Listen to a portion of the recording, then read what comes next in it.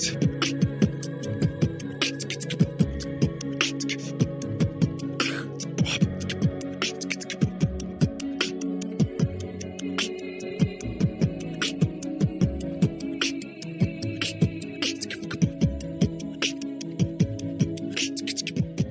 Welcome to Warcraft Reloaded, a podcast brought to you by Mash Those Buttons, covering World of Warcraft Classic and its communities. I am Bobby, also known as Blazin' Bob, and joined, like always, by Mel, aka Melarina. How you doing? Hey, I'm good. Good to hear, good to hear. And also, show favorite, Winky. Welcome back to the show. Show favorite.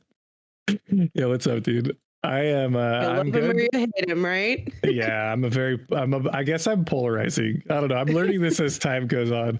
I'm good. I'm good. If I sound a little weird, it's because I'm getting over being sick, and if I periodically mute, it's because I'm coughing or doing some polarizing activities. Got it. And first time on the show from the podcast Mere Casuals, we have Alan Okona. At least you remember the slash, unlike Josh. So there you go. I did it live.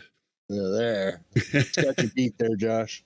I think that's the funniest part of the joke, though, is that he either forgets to put it in half the time or he forgets on purpose. But either way, it's still funny. So I think he did something special for our Monday podcast, so we'll see how that goes. Nice. Oh, there you go. Nice. Well, how come I don't get a cool sound effect? Yeah, right. It's because it's something they do on their show. So I tried to incorporate a little something. Just like with the first time I had Def Camp on the show and I got him to do is Good Morning Azeroth. I did Good Morning Warcraft Reloaded. Yeah, that's true. Okay. Can I have like a every time I'm on the show, like it's like a sound clip of Yip doing some kind of like anime girl squeal? Oh, the Alliance! There we go. That'll work. Close enough. Oh man, yeah. Oh, I want to start the top of the show, but I want to ask you guys about my intro. So I listened to the New Heights podcast. It's Travis Kelsey and Jason Kelsey's podcast. Mel and I are actually going to see it live in downtown Kansas City this Wednesday. Super excited. Tickets are we somehow squared away tickets, but they're selling for like $600 right now online. So wow. They're up to like $1,500 for a right now. podcast. Yep. Well, that's the reason I was wondering. So they start out their podcasts every time. It was during the NFL season, it was the #1 podcast on iTunes and Spotify. And they're like, we're still the #1 podcast on iTunes and Spotify. I listened to them today and they were like, still holding top 5 on iTunes and Spotify. I was like, should I start out the podcast going, still holding top 200 iTunes and Spotify? Yes. It just doesn't have the same. It just doesn't have the same ring to it. But sometimes we're top 100. Sometimes we're top 100. But yeah, you can be like all those people on Twitter that are like top 0.5% on whatever website they're selling their wares on. Okay. You catch my drift? I get your drift. All right. So, I'd like to start the show thanking our tank patrons and Thick Lizzie, Croxford, Braxton, Turtle Whale. I'd like to mention we stream the show live on twitch.tv/BlazinBob. That's BlazinBob. We have a new Discord server. It's discord.me/Warcraft Reloaded, or check the description. We've been having a lot of fun in there. We're actually going to be taking a couple show questions from the new Discord. So that's another way to get in touch with us and kind of ask what you want to ask or give us ideas for what to do on the show. Also, we're going to go over a couple voicemails. If you want to leave a voicemail, it's 816-866-1066 or speakpipe.com/Warcraft Reloaded. Then we're going to hit the news. There's not a ton of it. And then we're going to let Winky go. He's got some prior engagements, but then we're going to get to know Al just like we get to know everybody who's new on the show, which a lot of people want to come on the show. And I'm having a problem now because I'm like, do I bring 2 new people on to do like a duo interview? Like, or do I just have them have to wait? You know, like it's. No, what we do is we bring them on and we say, okay, you guys can come on the show, but you have to interview each other. Right. So then, you know, it's like when we were at TwitchCon and we were like, hey, Winky, you should host. Yeah. Oh, you know what you should do? You should bring on like 10 new people at one episode. Oh, God. And then you have the chat in Twitch vote people off. That'd be awesome. Like every 15 minutes, segment, somebody gets voted off. Yeah. Who did not get triggered enough to this segment? Yeah, and then if they make it to the end, they can be like, they get like a reward or something. Yep. People would be talking over people, and then people would vote them off because they talked over people. Like, how do you expect me to be able to talk? What? Oh man.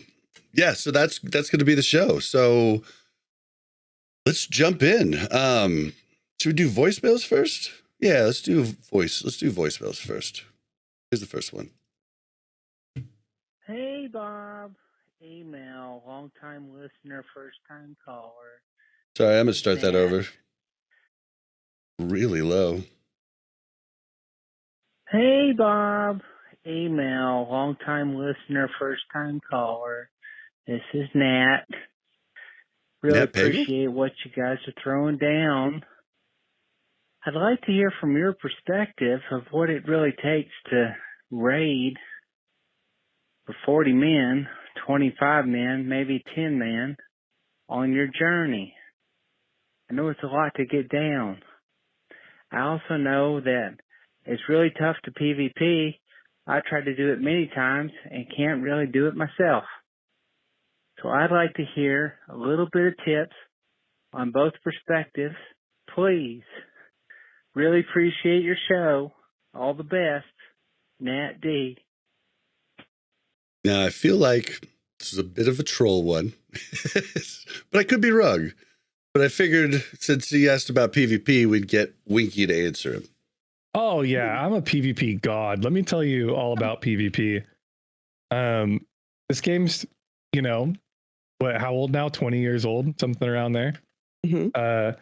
If you're dying to NPCs in the 20-year-old game, you really have no excuse. So it's the only real competitive gameplay of World of Warcraft is definitely PvP, because no one, you know, anyone who plays Classic, everything that you've ever done in the game is not an accomplishment, because it's already been done before, clearly, yes. Right?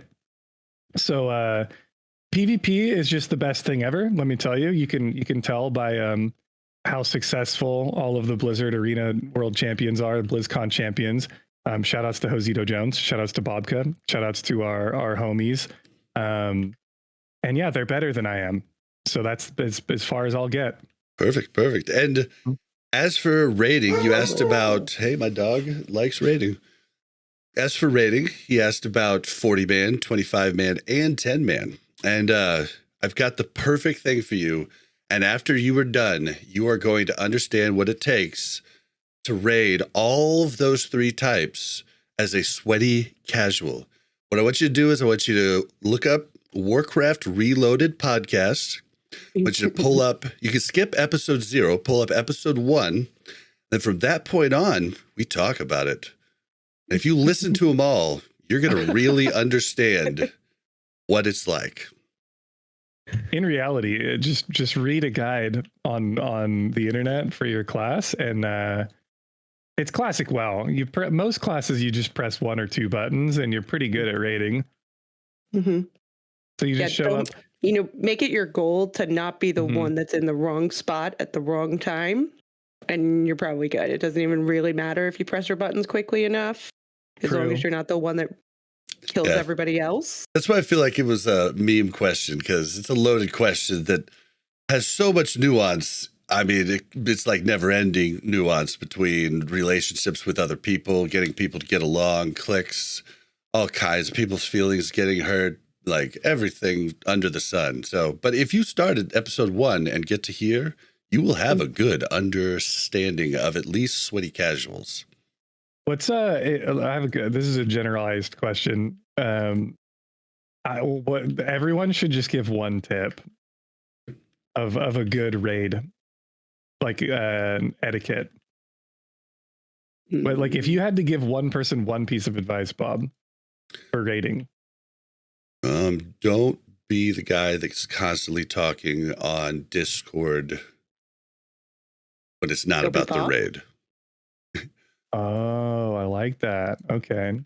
Unless if it's 10 man, that's kind of a different story depending on who you're running with. But if you're in 25 man, you got that one guy that just has something to say about everything or repeats what the raid leader just said every time. I think Bob's just I talking wouldn't about do himself that here. You know it's not true. You know it's not true. I mean, there are a decent amount of of times where Bob will say something that Harscar just said. And I usually ask something. I usually ask. I'm like, hey, so what are we doing here about this? He's like, you're trolling, right? I literally just said that. I'm like, oh, yeah, I'm trolling. Yeah. Then I send someone to tell, what did he say? I would say my number one rating tip is that if anything ever goes wrong, it's always the healer's fault. Download GTFO. That's a good one. Solid, yeah. That one for sure. Yeah, it's definitely the DPS fault 120% of the time. Do you have a tip? For me or Mel, sorry. Anybody. If I think of it from a 40-man perspective, I'd say quit everything else you do and just farm the heck out of everything. Then you should be good for raids. Oh yeah, in vanilla classic. I think my tip would be, if you're a healer, be very conscious about who you're healing and heal the people that appreciate you and not the people that blame the healers, right? Those people die more. We have to lay this out there. The warlocks, right? You always heal the warlocks. Well, I heal the warlock that soulstones me, yes. Oh, okay. The other ones, perfect. they can, whatever. Mm-hmm. I have a guess at what Winky's tip is.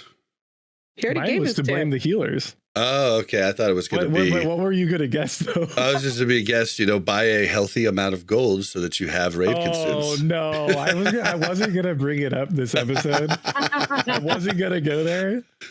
But yeah, make sure you show up with your consumes, listeners, at all means necessary. Show up with your consumes. And if you don't have any money in the video game, make sure you weasel your way into a GDKP and farm people who buy gold. Oh, man. All right. Bob made me I didn't make Kim do anything. He just offered you 8K. I didn't make him do anything. We were asking Kim. No, you're a billionaire. You just, hand it out. We were asking Kim, like, hey, will you come? Like Nettie just got level 80. Will you come to like a 10-man Nax? We'll just pump through it. He's like, how about I just give Nettie 8K and you guys just go on a Neo 25 GDKP. I was like, Nettie, go get that. And Nettie told him no. I was like, Nettie, go get that gold. That's like a drop in the bucket for him. That's like my 80 gold. Yeah, right. There are people that have way too much gold in this video game. Dude, he has an army of people that he employs to make all this happen. Yeah, Kim works for it. And Kim does like little mini games, right? He's like, all right, you make these and you can take 20% of the cut, or like you make these and you can keep all the procs that come with them. Like he like has got it down to a science. Yeah, I feel like gold making in WoW, like playing the auction house to make gold, is truly the final frontier of WoW. Like if you are good enough on like a fresh server to play the auction house and actually like profit long term or even short term, you've beat WoW. See, I have the short term thing down. Like every time I make a good amount of quick cash every time we switch to a new phase because I research so much, right? But like Kim has like power hour. Like if you're trying to get him, and that's like like the auction house's rush hour. Like he has it down knowing when the most transactions happen daily on Benediction, and it's different times per day. He just sits there the entire hour and just games it. And like trying to get him to do something during that, it's got to be real enticing because he's like, dude, it's power hour. What are you talking about? It's crazy to see like how some of these people, because it's a difference in mentality. Like I don't view gold as something that you acquire slowly over time. It's like, oh, I'll do my dailies and get what, like if you do the math, it's like, okay, if I do these quests, I get like 100 gold today. Right. Cool. But there is a mentality. There's like a certain player type that they log in and they're like, all right, I'm going to make 15 silver on all of these individual microtransactions on the auction house. And it's going to be X amount of profit over X amount of time. And that is just beyond me. Yep. That people function in that way. Yep. But it's cool when they do. I am the worst. Like I have stuff in my bank that probably at some point sold really high and I could have made a lot of money and it's still chilling in my bank. And now it's probably worth like 10 copper.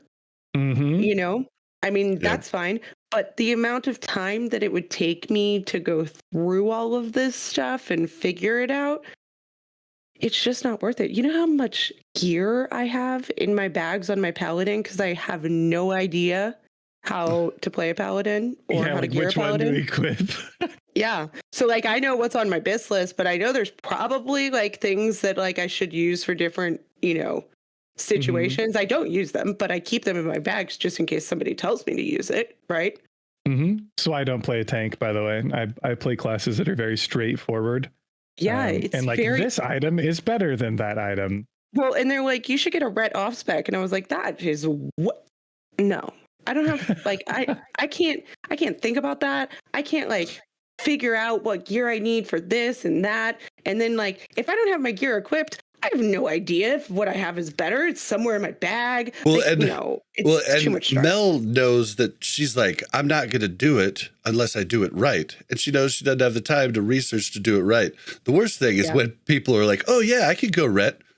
They don't have any idea what to do. And then it's like, well, dude, that's not helping us either, bro. Like, just say you don't know how to play ret. As prod than I would if I tried to go ret and random gear. Oh man! All right. Well, here let's move on to the next one. Hey, Mel, Bob, whatever lucky guest we got on this week. Disregard that last voicemail. Decided I didn't want to use that one. I got a better question for you. So, my guild and I are actually trying to run Old Man 25, or Old War 25. Sorry, I'm leveling up an alt right now. Trying to run Old War 25, and we tried doing any of the hard modes, and for some reason we just can't get it. We seem to have all of our gear, that's not an issue. We're using flasks, we're using any sort of food buffs, we're buffing up, we're doing our rotations properly, and for some reason, every time our tanks try to take any sort of aggro, or we swap tanks, immediately we just wipe. Do you guys have any recommendations for us or anything I could possibly relay to my group? Again, I appreciate you guys. Love everything you do, and I can't get enough of the podcast. Braxton signing out. So I don't do hard modes. Does that count as a... Well, he has a very specific problem, which... I feel like you need a new tank. Well, but or it could be that the second is it always the second tank and they die like super quick? Maybe they're not crit capped. Maybe they're like. I feel like I need to hear this again because it sounded like you said anytime they tank swap. I did take aggro. No, like, just in general. Well, then he fixed it and said like anytime we do a tank swap of any kind. Okay. But that could also mean that like the healers just aren't switching to the new tank fast enough. I mean, hopefully you have your tanks marked in raid frames. That's important for a lot of different healers. It's probably a communication issue, right? It's probably the healers aren't focused on the right tank. They didn't communicate effectively that they were switching. And you can't just say like, I switched, right? Like as a healer, that's not enough. Like, until you've got the fight down, like now we don't need as much warning. We know when tanks are swapping and things like that. But until you've got the fight down, like you need this like, hey, in 5 seconds, so-and-so is going to have aggro, and that tank needs pre-hots and bubbles and I mean, I all still say I'm taunting now, like on say Thorum. Like I still say it. So a lot of communication is probably your key barrier there. But also I would make sure your tank is sounds like I would also make sure there's another thing too though, because there was a time where like because Bob and I tank together now, which is wonderful. But there was a time that like on Thorum, I would taunt and then Bob would immediately take aggro back. And Bob just thought I was bad. I would and then rip he tanked aggro. with Yip. And then he tanked with Yip and he did the same thing. And he was like, so Mel, I actually don't think it's you. And I was like, okay. Because Yip's really good. It's just like Warrior, I guess, like because we use the fast weapon, I can get like 3 moves off immediately after a taunt goes off, and I just rip aggro right back. Like, and Howie Tank is very relaxed. It's like one button, it's like one button. Yeah, whereas I mean, like buttons, Warrior, like, I can hit stuff like I'm usually hitting 2 moves at the same time, one that's on global cooldown and one that's off the global cooldown. So I'm literally hitting double moves like almost every time. So don't do that. Yeah, so I had to just literally stop when she would, taunt aggro, and then if I waited just like 1.5 globals, then I could go back to my rotation and be fine. But yeah, can I make a request from the caller?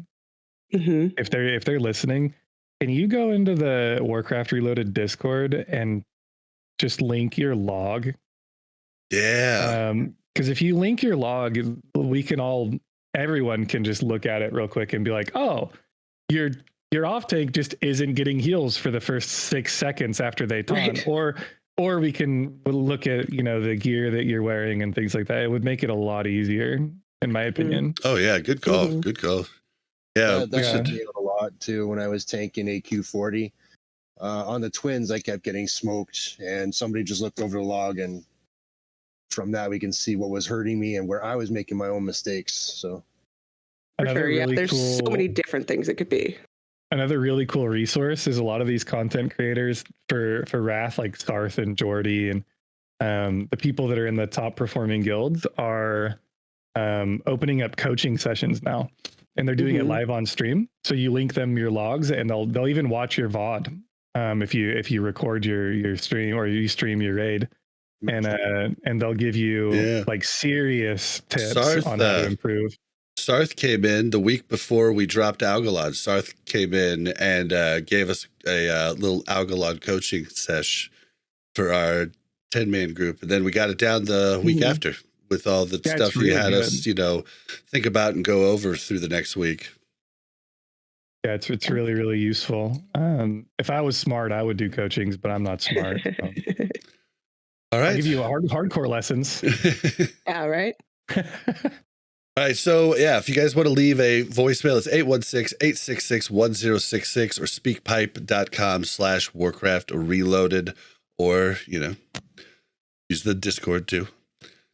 Okay. So, question here. How much money, this is from the Discord, how much, this is from Barband, he's been on the show before, Hunter Extraordinaire. How much money would it take for you to never touch video games again? Who wants to go first? I can go. I'd do it for $1 million. I saw that answer. Come on. It's such a low ball, but okay. Well, I was reading your answer and I actually quite agree. If we could do this stuff in real life, that much money. But like you, getting too old. You got a little bit of feedback going on. Is your wire, jiggle your wire for your mic a little bit. I think I was jiggling my wire. How am I now? You're good. You're good. Okay, I'm not jiggling my wire now. Okay. It's not lower. All right. Sorry. Did you answer? Yeah, I was saying, like your answer, if we had enough money to actually do what we're doing in the games without actually magic, because, magic's not real. Well, no one's heard my answer what? out because I said that in the Discord. I have to give my answer on the show now. Yeah, Magic's not real. I know. I'm trying to be polarizing, you know. Apparently. Yeah. Hey, careful. Watch out. The YouTube comments might come for you. Yeah. Well, usually I have an editor. Our podcast comes out after Josh takes off anything that'll either get me arrested or B, put me on some government list somewhere. So, well, we are live, so be careful with that. I gotta be careful. Winky. How much money would it take for me to never play video games ever again? Yep. Man, I don't think you could put a dollar amount on it, to be honest. I think for me specifically, it's different because it's like I'm weighing against playing video games has become profitable for me, right? So that's the way I have to approach it, is like it's gonna get more profitable hopefully throughout the years. Mhm. So I don't know if you could put a price on it. Yeah. Because it's one, my number one hobby aside from music, and two, a potential career in the future. So I don't know. Right. I don't think you could pay me enough. And I mean, you know, if infinite money's in the picture, if you want to give me, you know, if I had $1 trillion, I don't even know what I would do with my time if I couldn't play video games. Right. You've got all this money, and you're just like, huh. Yeah, Well, right. Oh, neat. I have all the money and like I have all this free time now, but nothing to do with for it. my video games, but I can't play those. So Yeah. Was 1 million your real answer, Mel? I'm just kidding. I don't know. I mean, I don't think it would take me as much as it takes you guys. I mean, I could really live a good life with like TV shows. You know, I feel like You'd run out though. Yeah. We already run out playing a ton of WoW. So I don't know. True. see, for me, yeah, like Alan talked about my answer. I did give my answer in the Discord, but not to all of you listening at home. But it would have to be enough money to be able to do all the things that I do in games, like things that I can, like being able to snowboard in the Alps, being able to, go, like jet skiing in like all parts of the world, being able to surf, the best coasts, being able to race cars because I can buy out the NASCAR, our arena for a weekend for me and my gamer friends to come, drive cars. Like it would have to be an absurd. You wouldn't have any friends anymore, Bob. I could still watch games. I just couldn't play games. Okay. Wait. But wait. We have to take the question more literally, right? Mhm. What qualifies as a video game? That's what I was going to ask too, right? Like, what if I did like VR? Still a Is that game, I like a think. Video game, right? It's still a video game. But Dude, even like, let's say skee ball, like, probably. Let's say like text-based old MS-DOS games, like RPGs that are text-based, right? You're just looking at a screen, you're reading, and you're like selecting an option. If that counts as Choose well, your own adventure. there goes reading books on an LCD screen, right? Like, boom, it's out. Now you got to buy paper books. See, and I just don't think, like, also, it would have to be 20 years ago. Like I'm like, a lot of the things I would want to do, it's just too risky at this point in my life. You heal a lot slower. Like it was just like, dude, speaking of tangents, like extreme sports. Speaking of tangents, it would be extreme sports. But okay, last night Bob's like, I've always wanted to be an extreme sports maniac. And now that's the only reason I play video games. You could get enough money to go kill myself. I think about stuff differently now. Like last night, we're driving home from dinner. I pull in front of this guy. I'm going plenty fast and I'm front. He comes right up on my ass, swerves around to the other side of me. He's yelling at his window. He opens his car door, starts to get out of his car, and like Bobby 15 years ago would have got out and whooped his ass, right? But Bobby now is like, I could get hurt. So I could get hurt.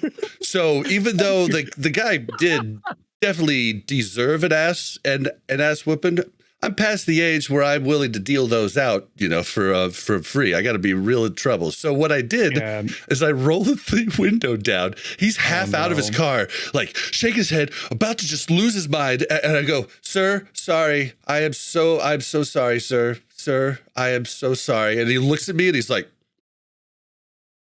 speechless.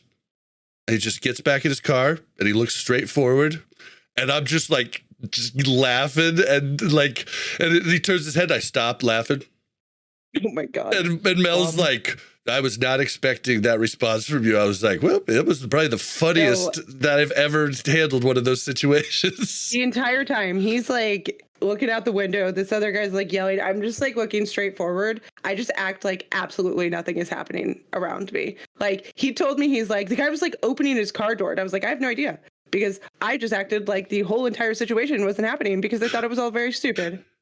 I love that it took Bob like becoming old and worrying about breaking his hip to just to learn how to become the bigger man in a situation.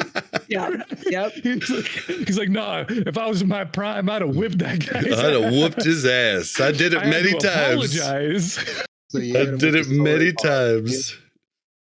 So you hit him with the sorry bomb, did you? I did. I was like, "I am so sorry. I am sorry." And I gave him the face. Like it was totally acted out perfect.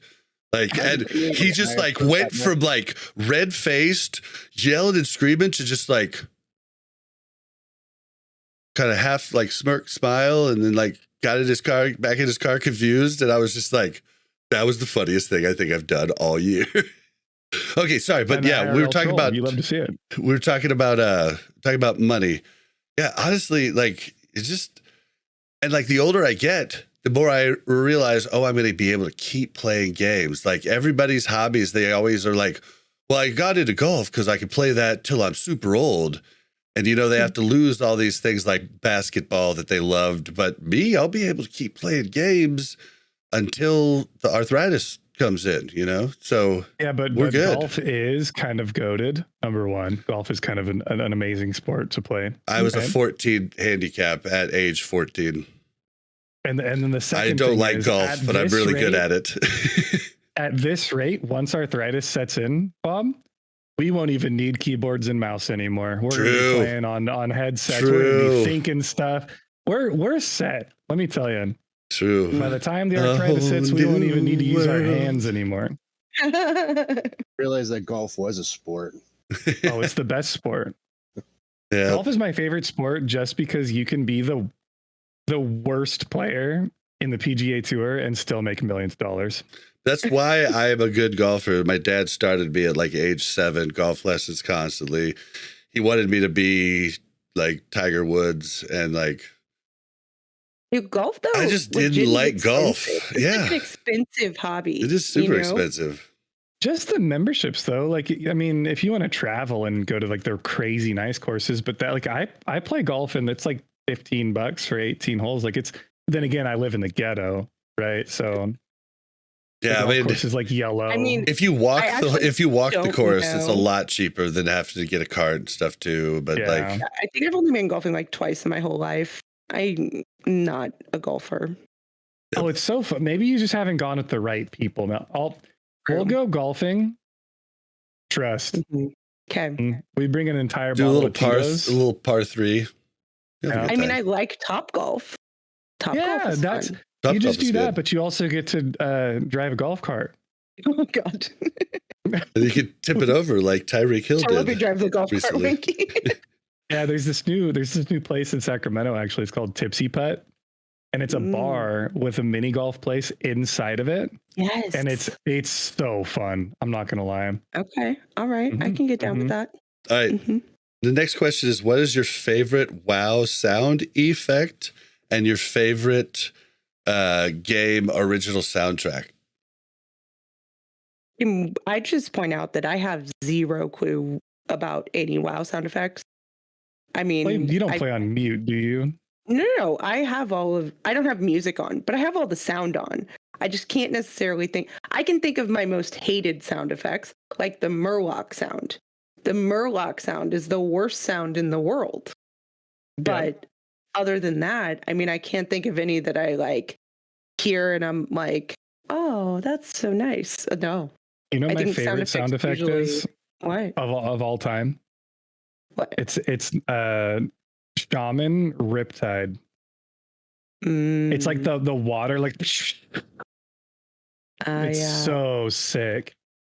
Yeah, I will say there's a sound effect with Prayer of Mending that's really satisfying for some reason. That one, blah, blah, blah, blah, as it's bouncing. Yeah. Another really good one for me is Death Coil. Just the sound of like the foom and then the like as they're running away is really satisfying as a Warlock player. I know what Bob's probably is. You're muted, Bob. Yeah. What about you, Al? You know, I didn't think too deeply into this. I was thinking of the emotes with that question. I like the train because if there's nothing else, I figured out being annoying. Oh, it's horrible. It's the worst. But yeah, I didn't even think, but when you mentioned it, yeah, if Shaman was my first character, that Riptide was pretty good. But no, I like the train. Mine's Can I change my answer, Bob? Yeah. I want mine to be the sound of opening on someone with cheap shot. That is a good one. Yeah, it's not that it's like that crunch of you're about to just get dominated by some rogue in the open world. Yeah, see, Feels that's not a good. fun sound, right? For me, that's a sound of like, oh, I'm about to die. Yeah, true. And it's going to be slow enough that I'm going to sit here and realize it, but I'm not going to be able to ever move from this spot. It sounds like a bear trap, like snapped shut on your foot when you get opened on. It does. Yeah. Well, yeah, for mine, it's weird. It's like, if I had to do one right now, it's the sound you hear when you're in range during Blade Fury. When you're in range of an extra target during the Rogue's move Blade Fury, it's where you cleave one extra target with every move you do. You hear this, and the faster it goes, you know, the more hits you're getting double hits on, and it's just like, yeah, it just feels good. Signifying the pump. Yeah. Yep. And it's like an audio cue letting me know that I'm in cleave range, because all these silly warriors have to like have spreadsheets to know where to stand on Kulagarn so that they can cleave all the targets. I just have to listen for the if I'm not hearing it, I just jiggle a little bit, and then, you know, we're all good. You know, I think rogues probably have the most satisfying kit for sound effects in general. Killing Spree is pretty good too. Is pretty cool too. Yeah, the actually blah blah blah blah, like bouncing between. Yeah, that one's pretty sick. Yep. Oh, but what about best? I'll go first. Like favorite gaming soundtracks of all times. Now, this is a little bad because I've been turning off music in non-single player games for a long time now, a good decade at least. So I don't even know what some of those, like, I don't know what most of the WoW music is, because I use audio cues big time in PvP and everything else. So I don't want music interfering with those, you know, cheap shot sounds and whatnot. So, but if I had to go back to one, it would have to be Ultima Online. And not because it is a really good soundtrack, right?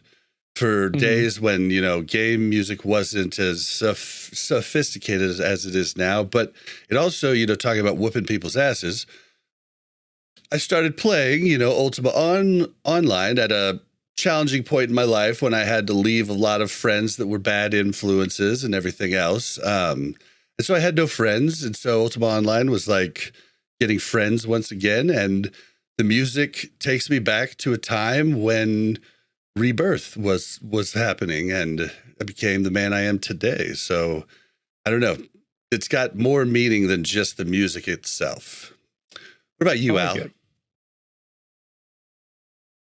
Gaming soundtracks, I didn't pay attention much to the online games, but if I'm going to think back to the ones I really liked, was Mario. That whole thing.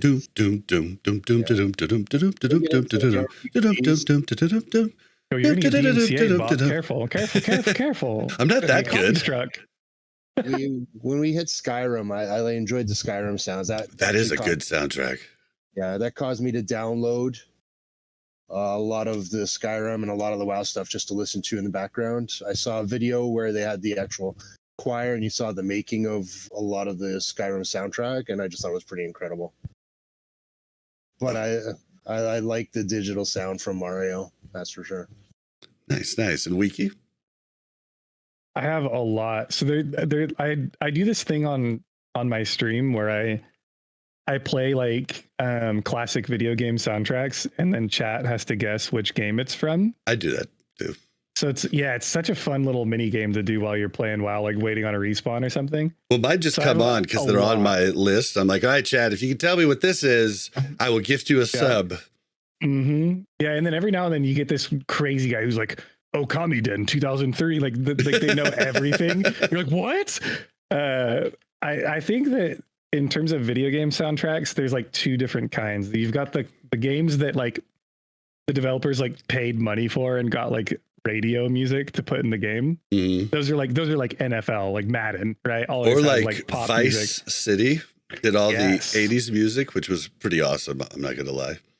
So in those games, the two favorite soundtracks I have are Need for Speed Underground, first one, and Tony Hawk's Pro Skater, the first one. Yeah, those had some sick soundtracks in terms of just like radio music. Mm-hmm. I mean, Tony Hawk made some bands, like they got their start because of it. Mm-hmm. Yeah, so those were good. And then like in terms of like pure video game soundtrack, my number one favorite soundtrack of all time is probably Dark Souls. I can listen to that soundtrack on repeat. What about you, Mel? I need a cricket sound. Yeah, I have no idea. Mel, you gotta at least say World of Warcraft. But I don't listen to the music. I never have. You don't, when you walk into Storm, when you don't, I have no idea. People talk about the music and I have never heard it. Like it never have heard it. I gave her the advice when she first started to just turn off music so that you would have PvP audio cues. He didn't give me the advice. He just said, okay, now you go into settings, turn off music. I was like, okay. So I turned off music. And then from that day on, I have never turned it on. Holy crap. Well, any games from your childhood that you really loved the sound? I didn't really play games in my childhood. Played Mario. Yeah. Okay, well, skipping Mel for that one. All right. Damn it, Mel. We're going to find a soundtrack that you like. Last Discord question for today. Bob introduces himself every show as Bobby, a.k.a. Blazing Bob. But then nobody ever calls him Bobby. What's up with that? Love the show. Thanks for the great content. Edit. This is a legitimate question. Does he go by Bobby in other walks of life? The people want to know. I do. I go by Bobby the majority of the time. I do go by Bob also the majority of the time. I go by Robert every once in a while. My name's Robert. My dad's name's Robert. Different middle names. When I was a kid, they called me Bobby. We called my dad Bob. Somewhere in my 20s, I wanted to look older at work. And so I started introducing myself as Bob to new people. Melissa went against this hardcore. Anytime she was there and I would introduce myself as Bob, she would correct me and say, no, his name's Bobby. He's trying to do this weird name change. She would do that. Yeah, she would do that. Yeah. And she just fought with me. And I did that for a few years. And then I was just like, you know what? Mel's right. Yep, Mel's right. And Bob, you're wrong. So I was like, okay, I like Bobby more. I'll just, go back to Bobby. So I started introducing myself as Bobby once again. But people just decide. It's either Bob or Bobby. It depends on the person. Some people like to call me Bobby. Some people like to call me Bob. Melissa calls me Bobby unless she's mad at me. or making fun of me, and then she calls me Bob. So, you know, I mean, and you know, if I'm at the doctor and they don't ask if I prefer to be called something else, and they just call me Robert the whole time, and I'm like, okay, whatever. But it doesn't bother me. I like Bob or Bobby. Yeah, nobody calls me Mel in real life either. I did. Yes, true. I called Bobby Bob in real life. Yeah, it's weird with Bob. It depends on the context. Like if I'm DMing Bob, I'm like, yo, Bobby. But if I'm live, I call him Bob. Yeah, I don't know why. It's like this weird. And I think the first time we hugged in person, you were like, Bobby, because you wanted to just say it longer, you know, because you can say that longer than Bob. Bob. Yeah, that'd be awkward. I think I've only ever referred to you as Bob. Even before I knew you, I was calling you Bob, apparently. Yeah. Yep. And the Blazing Bob just came because, like, I made the name when I was a small kid, didn't know how to spell Blazing. And then later on, my name was first Blazing Wolf. Then it just got switched, you know, as I got older, it got switched to just Blazing. Then I thought Blazing was a little weird, and like I was trying to sound cool, so I was like, let's make it funny. And I was like, Blazing Bob. Perfect. And so so both are correct. I agree with you though, Bob. Real quick. I don't think it's weird that you are introducing yourself to coworkers as a more mature version of your name, because I do the same thing. My name's Kyle. You introduce yourself as Winky? No, my name's Kyle. And most people, I think, know that, but I don't think Kyle's a very mature name. So like when I turned like 25, I started introducing myself to new people as my middle name, which is more mature. But I'm not going to tell you my middle name on air because I don't want to dox myself. And your social security number after that. It's a very unique middle name. Felix. So people would literally be able to Google my middle name and my first name, and it would just like all of my info would probably pop up. Yeah, very fast. Shanae. Right. Yeah. It's Shanae name. Kyle Shanae name. Yeah, much more mature, right, Bob?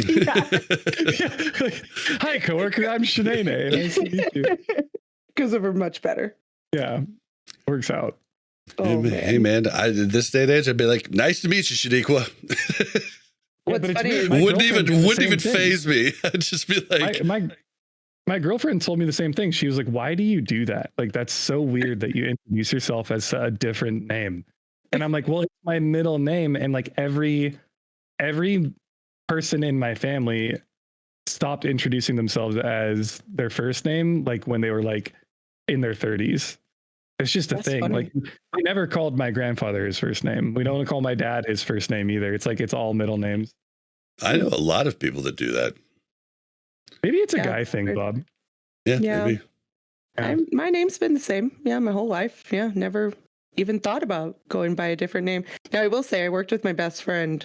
And I had been at this job for 5+ years, and then she came in to help, and she calls me Missy. She's the only person in my life that calls me Missy. And well, I end up calling you Missy when we're around her too, because it makes it easier in conversation. Yeah, which is also weird, but she calls me Missy, and so she's at my work where everybody knows me not as Missy, and she's like talking to people about me and like being like, "Hey, do you know where Missy is?" And they're like, "No, I don't." Like it was the strangest thing, and then I realized it was just really strange that she called me something different than everybody else. Well, I would have called her. Well, I would have called her Missy, but the ex-girlfriend I had just prior to hers actual legal name was Missy. She was named after the dog. Not after Missy Elliott? I'm not kidding you. No, her legal name was Missy, and the dog was named Missy a few years prior to her being born. That's fucked up. That's terrible. She had a horrible complex about it. But so I didn't want to call Melissa Missy, but Melissa, it's too many damn syllables. So I was like, Mel. Short for Melody, but who cares, Mel? It's fine. I get scared. My mom, when she's upset at my sister, she's like, "Listen here, Missy," and it's like this like negative context, like with me with Missy. I wouldn't want to be called that. Yeah. Well, I had a girlfriend named April once, and I just called her Ape. Okay, Bob, get out of here. She hated how many it. syllables? These 2 syllables, Dude. I rename everybody. You don't call me Wink. I have before. Yeah, you actually have. Yo, Wink. True. Yeah, especially when I would be yelling at you, and then I'd be like, "Winky!" when I'm trying to get your attention at TwitchCon. Yeah. I think a few people I've noticed that like the people who are closer to me that only know me as my online presence is it starts as Winkypotamus, and then it becomes Winky, and then the tier 3 of knowing me is you end up just calling me Wink. Like I think Grace for Days and Cricks call me Wink. Just unironically. I don't know. It's really weird how it works. Yep. Yeah. It's something I do. And if I give you a nickname, it means I like you. So. I don't have a nickname. Well, you're Al. I can't shorten it. I can be like, My name's Alan, so you did shorten it. So see. Wait, am I the only one that calls you Al? I thought Josh calls you Al. Or does he not? Josh, what do you call me? Type it.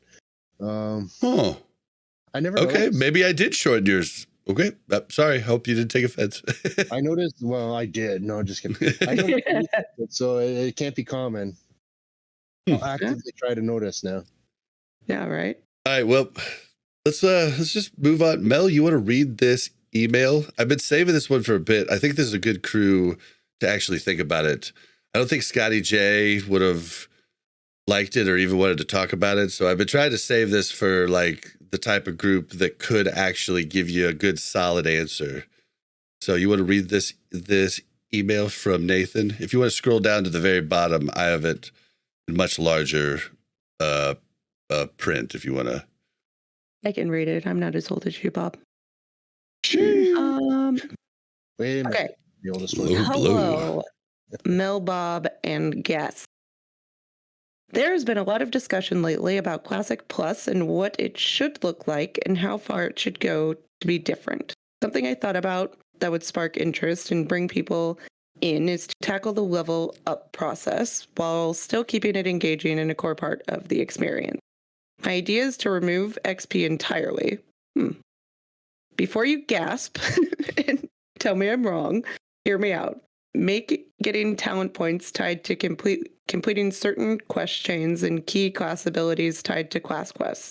For example, a new character starts at level 60, but you may only have access to a few abilities. These starter abilities would be able to let a person do content right from the start, but significantly weaker and lacking certain key abilities of their class, utilities of their class. I played a priest, so I will use that as an example. A priest would start with 2 basic heals and 2 basic DPS abilities, but abilities like Power Word Shield would require a class quest chain that might take you through a siege of some encampment where your priest companion teaches you to use your ability to help the raiding party survive the siege. I am no quest writer, so I am sure there are more epic ways of doing this, but you get the idea. You could also tie some abilities to needing to kill certain bosses or dungeons, complete a zone story quest line to give talent points or spells, implement hidden treasures throughout the zone similar to retail, but make them better than current stupid chests that drop nothing but glasses of milk. I think a system like this would still reward time put into the game and effort, but remove the lengthy grind that I think keeps people away from classic servers currently, as well as speed up the leveling process for a shorter 6 to 8 month season. Interested in your thoughts and cannot wait to listen to the next episode. Best Trophies, Holy Paladin Alliance, Westfall. I thought it was an interesting thought process, like on the whole, like how you do stuff. Because like there is stuff like this, like you get, warrior has to do the quest to get, berserk, Mm-hmm. So like, in my opinion, I think it would make it more redundant than it kind of already is, right? Like I feel it would like make right it more now, redundant. like if you level another character, like you could do it completely differently, or somewhat differently than you did a character before. I feel like it wouldn't lead towards people wanting maybe leveling different classes, because you would have different quests that you would do, but you also then would be like, I couldn't do things with Bobby necessarily, right? It would be much more of a solo experience because Bobby wouldn't have the same class quests as me, right?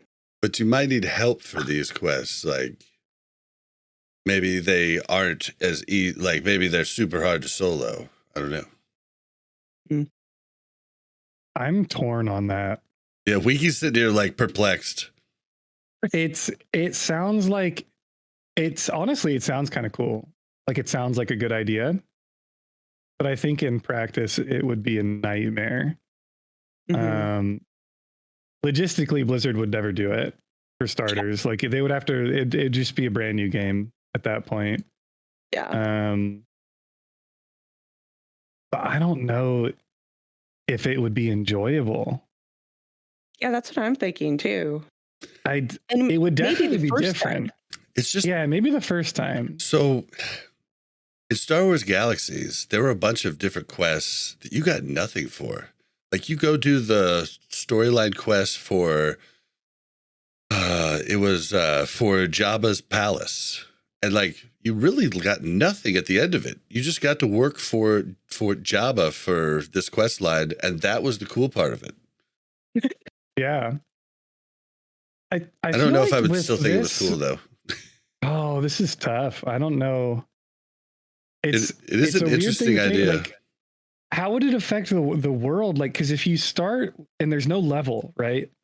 Mm-hmm. All of the mobs in the game, I would assume, are just always going to be the same level. Yeah. It could go that way, or it could be where it's leveling you as you get the skills. You get a certain amount of talent points and skills, and boom, you are now level 2. But that wasn't this person's work. idea. This person's idea would you start at 60. Oh, you do? Yeah, you're right. Starts at level 60. So every enemy in the game is just level 60. Yeah, like a different hardness. Because part of the fun for me anyway with Classic WoW is that it's linear, but it's not. Like you have the option to skip a quest that you don't like, or grind, or do something like there's options. And then as you get more powerful, the older content becomes kind of irrelevant, and you can go back there and just dumpster stuff. Like, oh, if you want to go grind linen cloth and you're level 60, you just go pull all of the dead mines or something, right? And you just get a bunch of wool and linen. All of that would be gone. Because if it's like the only way to make it matter would be if everything's level 60, like the entire world is level 60.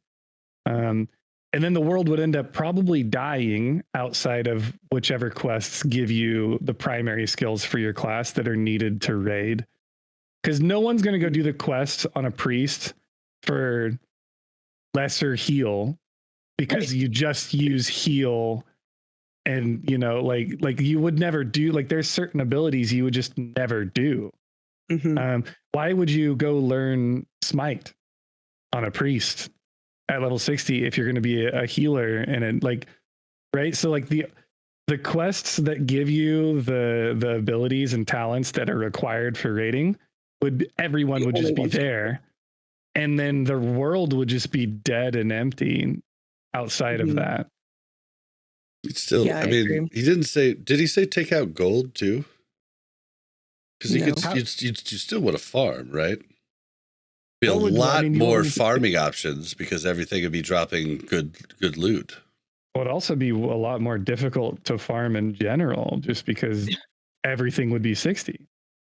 Yeah, right. But I mean, you'd have so many places to farm at max skills. So it wouldn't be max level; it'd be max skills. It'd be a lot of different farming locations. Like, I don't know. I thought it was interesting. Idea. Yeah, What do you think, Alan? It's very interesting. You need to jump in more.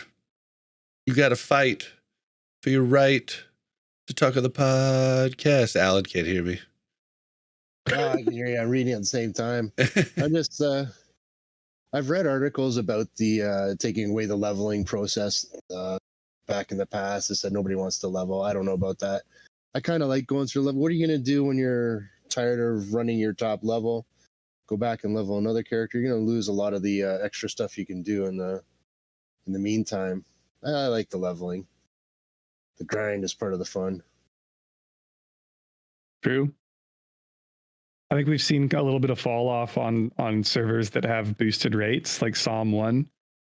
When it's just easier to get tunes to 60, everyone ends up having whatever classes they want, get 100% extra XP, and then it's just kind of negates the world.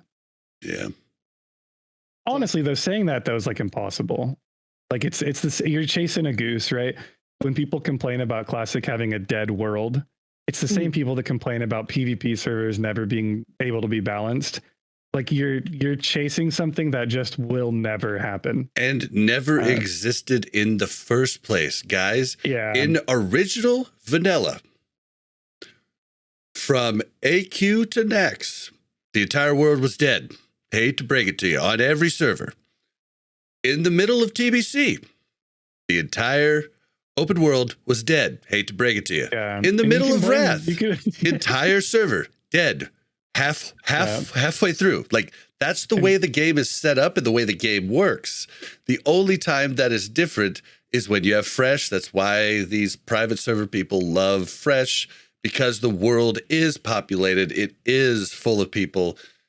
This, if it was bringing people all over the place and there was a lot of skills, I mean, you could have the same as you have during Fresh.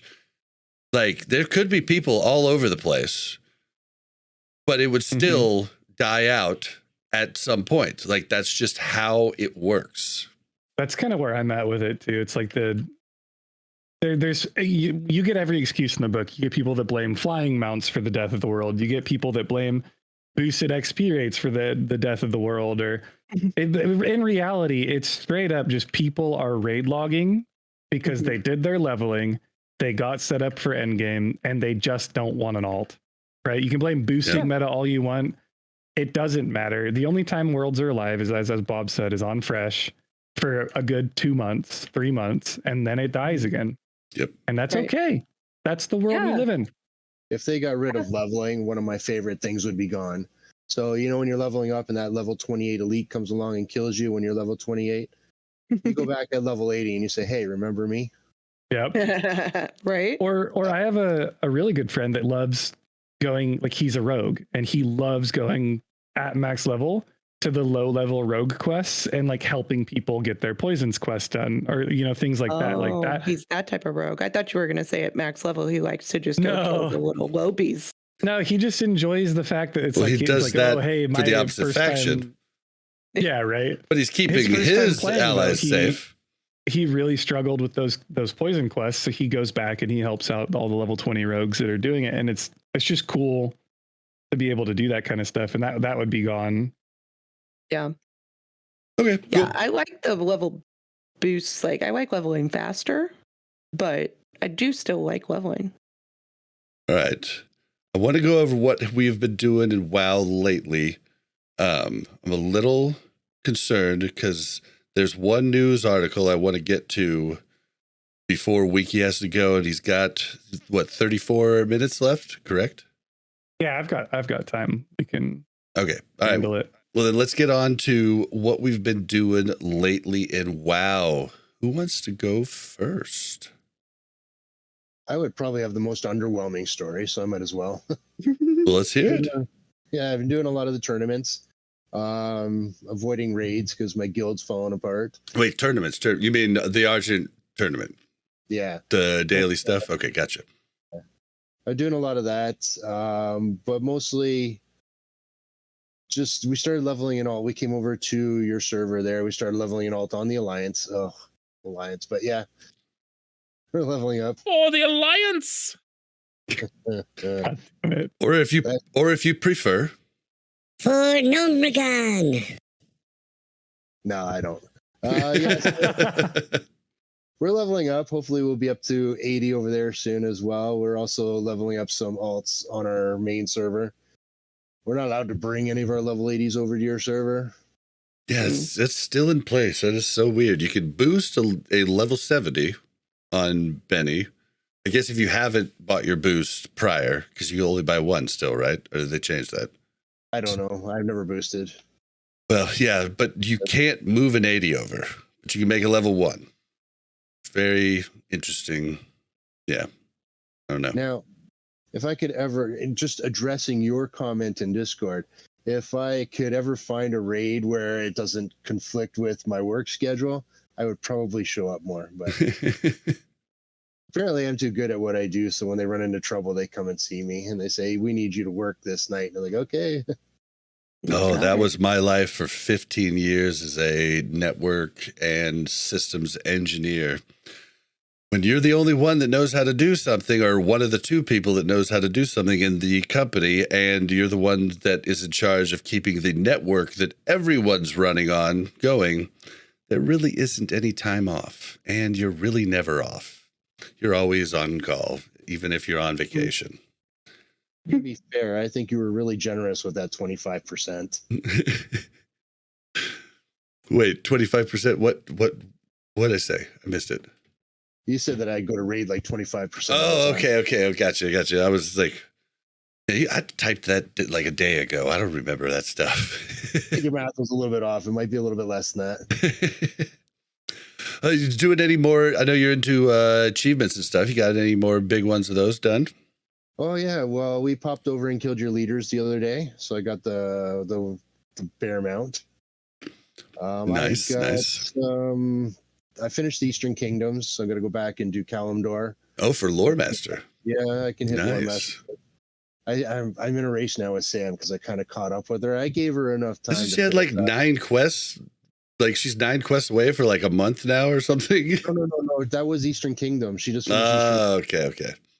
Now, yeah, I think I'm gonna beat her. So yeah, I'm just I'm achieving out. That's what I'm doing. I got Mr. Pinchy on my first try too. That was kind of cool. I still haven't gotten. I've even fished it up. Like it's still on Benediction. Every time I go back, it's still camped by like 4 people, and I'm just like, I'm not doing this. Like, if I was the only one here and could hit all the pools, I would totally do this. But like, that's the one bad part. You know, Benediction's great. You can find groups anytime you want, but boy, you can't find any place to do shit in the open world because it's all just taken up. I got the giant rat. Did you? How do you get that? You like fish it up? Fish in the sewers of Dalaran. Huh. Okay. Nice. Scrats. I was about to give up. It was that last cast, which obviously it's my last cast. I caught it, but no, I was about to give up. Now I think I'll go for the turtle mount. Turtle mount. We have someone in the guild who's gotten that. I'm a turtle mount enjoyer. All right. It goes slower over land, doesn't it? Yeah, it moves at 60% land speed, I think, or it's like run speed basically. But it's worth having because when you hit spacebar, it goes shoop and like falls into its shell. It's pretty cool. That would be awesome. I love it. Mm-hmm. What about you, Winky? Hardcore. It's all I've been doing is hardcore. I wish and you I haven't even been playing. Yeah, I wish I could say I've been playing hardcore. It's just I work full time, so I get like 9 hours of my day, like 9 to 5 job, and then I get off work and I just go straight to work with Hardcore All Stars planning. Hardcore is insane right now. The hardcore community Discord since January has grown from 35,000 members to 75,000 members. And the servers are legitimately flooded. They're all full, they're layered, and you still can't get quests done. There's a line in every starting zone, like 30 people long to kill any named mob. Oh, you just can't. Wait a second. Hold on. You said they're layered. Now, I watched a Winky Reacts video reacting to this bald guy that I guess plays World of Warcraft. That a lot of people know about, Asmonbold or some Ascon Old, something like that. Yeah. Similar. Asboiled, something. Yeah. But yeah, he talked about layers. He talked about getting layered, and you told him there was no more layers. You were the layers were removed, but they were added back. They were added back. I was watching that video, and you were trying your hardest not to just like dog on him, and you were trying to be so nice. Yeah, but, and you know, to his favor, I agree with a lot of things that he says. I've seen a lot of his content over the years, and most of the time he has a pretty lukewarm, agreeable take for most people. And you gave him about 50-50. It was about half the time you're like, okay, that's a take. You don't like it. Then when he said people aren't playing this, you were like, that's just a bold-faced lie. As it's gold, objectively wrong. Like it's just a complete, it's a complete fabrication of. It's just a lie. I believe he went on the servers and he checked the auction house to see how many items were on it, and that was his view of like how many people were playing hardcore. Why don't you learn what you're doing, Asmon Gold, before you make comments? Nobody uses the auction house in hardcore, bro. And we are a solo self-found community, so there's no auction house, of course. But I mean, he was always insane. I do like a lot of the stuff he does, and I do like, I have a good time watching some of his clips, but he is a WoW Classic tourist, guys. Like he always was, he always will be. Like he was never somebody who like really is a true classic Andy, like he's and that's fine. It's totally okay. It's just know what you're getting, I can't. I'm going to say something, and I'm just going to have everyone trust me here, because I'm not going to be able to back it up. I'm not going to be able to confirm this for you, but you're just going to have to trust me that this is true. Bloodcell Buccaneers and Hydraxian Waterlords right now have more active players on them than any servers of Classic WoW in 2019. And if not you're not combined, but we are talking like benediction levels currently of players are playing Classic Hardcore on Bloodcell Buccaneers and Hydraxian. The player base is in the hundreds of thousands. I will give you that the servers, if you look at it over a 24-hour basis, are probably the most popular servers in Classic WoW right now. If you try to say that Tuesday at 7:00 server time, any of the hardcore servers are more active than, say, Benediction, I'd say you're crazy. But outside of the raid, the main raid times, I would say for sure, because there's just more to play. Not a lot of people like to do the extra stuff in Wrath. Like it's literally insanity. I'm on the team of people that are putting together the Hardcore All-Stars events, which is the tournaments that you see every Saturday on either my channel, Sar's channel, Cargo's channel, Grace for Days' channel on Twitch. I'm on the team too. You are too, Bob? I'm just like a silent contributor that just looks over everything he's Bob is the Illuminati. Hey, I talk about it every week, I do my part and just, And well, I can say that, Blizzard is sponsoring those events with us. Like we are in communication with Blizzard on the state of the servers. To say no one is playing hardcore is literally just wrong. It's just obscenely wrong. Yep, it's huge. It's and you also got the posers coming over for you. You got the posers. Oh, we got a lot of people coming. You got all those retail PvPers, because I guess the arena season is garbage at the moment, so they all were like, let's go do hardcore, which is bringing a whole bunch of new people in that haven't even played Classic. I mean, we had a tournament yesterday. It was a Dead Mines race. You had 6 hours to level, and then a draft, and then Dead Mines, and I think we had like 700 contestants enter between NA and EU, and there were people like Trill on Team Liquid from retail was playing, right? You've got Zaryu, Goose. Zaryu, he is one good-looking son of a bitch, isn't he? Oh yeah, dude. I'm the most impressive thing about Zaryu for me is the room he streams from is just so big. It's big, and but it's zen. It's such a nice room. It's so zen. Yeah. He's got a nice like thing on the wall. It's very well. It's, the colors, the template is really nice. It's just a really nice room. It's got a little like it's a little fountain there in the background, I think. Yeah. I'm not going to lie. I've liked his clips a lot, and I want to not like the guy because he's absurdly good looking. I mean, absurdly good looking. Zaryu. Xayru.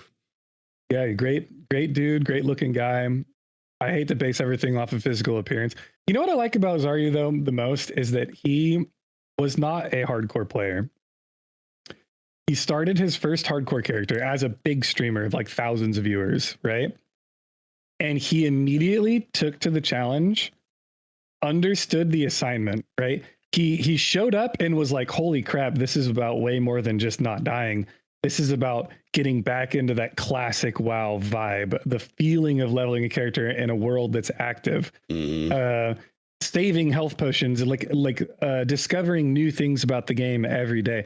And he talks about it on his stream, and it's so wholesome to hear a veteran of the Warcraft community come in and just experience what we've all been experiencing for years. It's like a breath of fresh air. You know who just started last week? Like I think last Thursday? Who was it? The min-maxer rogue extraordinaire himself, Simonize. Oh, and Simonize started? When I jumped in, he was level 12. Hey, we had him on the show and he was so not into it, right? Yeah, that's awesome. And same with he was like, Rugs too. Rugs we had on the show, and Rugs went ahead and tried it afterwards too. Even Josh Corbett's trying, who's like been adamantly against it forever. But Simonize was already playing Simonize 2, and I was like, wait, why is it Simonize 2? He's like, we're not talking about that. But like, it's so funny because like these are really good players that realize how different the challenge is when you can't die. Like, it's so crazy. It changes your outlook on the game completely, and we have seen leaks via Wowhead. We've seen leaks on Twitter. We've seen hardcore popping up in realm lists on the launcher. Oh yeah, that's going to be in the news here in a second. Do you want me to move on to what we've been doing so we can get to that before you got to go? Go for it. Yeah, all right, absolutely. Mel, what have you been doing? I just saw that Simonize is level 16 on his rogue from his last VOD. So good job, Simonize. Nice. And I did see the background of Xayru, and I do concur. It is a very nice background. I like the wall. The wall was very nice. It's a great wall. Do you also concur with him being devilishly good looking? Yeah. He's a handsome man. Yeah. Mm-hmm. Yeah. I have to admit, I've watched a few of his videos. I agree with you. He's pretty good looking. Oh, he is so good looking. But yeah, me to be young. Bob's flushed right now. He's red. I know. The listeners can't see it, but Bob's tomato red in the face. I feel like I should be jealous. Right? This is how I get away with pointing out hot chicks, is because Mel and I point out both. Yeah. We point out both. Yeah. Equal opportunity, and then I get to be like, dude, did you see her? Oh, yeah. And she's like, hell yeah. I usually come back with, I know she's miserably. We do that a lot too. Gosh, this dude's ugly. Like, I don't even know how anybody looks at that chick right here. Well, if we do it like to joke that they're like really stupidly attractive. Oh, okay. I was like, damn, you guys are just out here just calling people ugly on the daily. No, usually I feel bad. I'm like, oh, this guy's so ugly. He's so talented, though. Really good-looking people ugly, and we both know what that means. Yeah, but okay. So I haven't been doing I've just been raiding. But you just skip over me? You asked me what I've been doing, and then you just moved on with your life. Well, I thought you just what you've been doing is looking up Xayru and fawning. Yeah, right this second. Yeah. No, I've just been raiding. I raided on my priest and my paladin. I'm getting so much better at tanking on my paladin. Not really, but I'm doing okay. You are getting better. Yeah. And sometimes I feel like I'm getting better, and then I die a lot, and I'm like, am I getting better? And sometimes I like can't get aggro on anything, and I feel like I'm just epically failing at my job, and it's fine. I act like it's not my fault. I just don't even bring attention to it. That's Bob's fault. Fast Yeah. Yeah, I feel like 100%. like you're not using the taunt glyph. I feel like a lot of people aren't using the taunt glyph, especially paladins, because you have like 2 shots at taunt or whatever. But yeah, I think that's the only time you're not getting aggro. My taunt doesn't fail. I just lose aggro. If like Your taunt can, unless you have 17% hit, your taunt can, like spell hit, your taunt can fail. Right. I'm just saying that's usually not the problem. It's not because my taunt failed. It's because I didn't push another button quick enough before somebody else pushed a button, and then my taunt's not up anymore. It's just a mess. Listen, it's just very different than my priest, okay? It's like a totally different mindset I have to be in. And when I haven't played in like a week and I get on a like when I haven't played in a week and I get on my priest, it's like whatever. I haven't played in a week and I get on my paladin, I'm like, okay, hold on. I got to remember what to do here. And I'm in the middle of everything as a melee. Like, that's super weird for me. I never know. I literally never know where my character is. Like, have no idea. I try to, like, move around. Half the time I can't even hit something because I'm, like, in front of it somehow instead of behind it, or I'm, like, inside of it. I have a weak aura that helps me with that, but zooming out can help you big time with that too. I've given you the zoom macro so you can zoom way out. I do zoom out, and then it's just like a bunch of little ants on my screen, and I don't know which ant I am either, right? So like that doesn't help. It is the melee problem. Like I have a weak aura that's like huge red letters too far. Like, and it just pops up, and it's my whole screen. Like if I'm actively right-clicked, actively attacking a mob, and I'm not close enough to it, it's just too far. Yeah, I should probably get that because that might help. Yeah, it helps. It helps a ton, like for me, because I'm just like in that shit, and I'm like, I don't know. Sometimes you're up against a wall. Yeah, taking it ain't easy. Yeah, but yeah, and that's about it. Nice. That's all I've been doing. I've been doing stuff. Like, been doing Argent tournament dailies. Want to kill myself every week. I've been running Violet Hold like almost every day, talking my poor guildies into coming to see if I get a chance at the trinket, because it's literally the last thing I need for my block set. That and an extra chest piece of the same kind that I have right now. I just need to gem and enchant it differently for the block set for Unnoob in phase 3. But I'm almost done with that. If I just get that stupid trinket, I'm done and ready to go. We'll kill Unnoob day 1. We're good. But yeah, I've been working on that. And then my new rogue, I've been a little lax this week with my new rogue, but I've had a lot going on. I've been doing a lot. My main rogue is bissed out. All Old War 10s. I ran Old War 10 this week just to help out the guild because I don't take any loot. But the warrior, we're doing pretty good in the casual raid. We got XT down for the first time last night, which was awesome. We would have had him down weeks ago, but like with Easter, we took a whole day off, so we wanted to just get half the hard modes that we have down done and the rest of the raid done all in one day because we couldn't raid Sunday. And then we've had some, absentees. But last night we almost didn't get 25, but we still got XT down. So yeah, can we talk about what happened at the end of XT when we killed XT? Because Bob died, so Mel had to save the day. I'm just saying. I died at what was it, like 12%, and Mel she boss took us in for the win. Mode it, for the rest of the time. Worked out. Everybody was making fun of us because we did two tanks, but it worked out in that situation, guys. Although the boss would have died a lot faster with one tank. I don't know if it would have been 12% or 12% from one DPS moving over. Okay, so there's nothing coming out of that for any positive momentum there.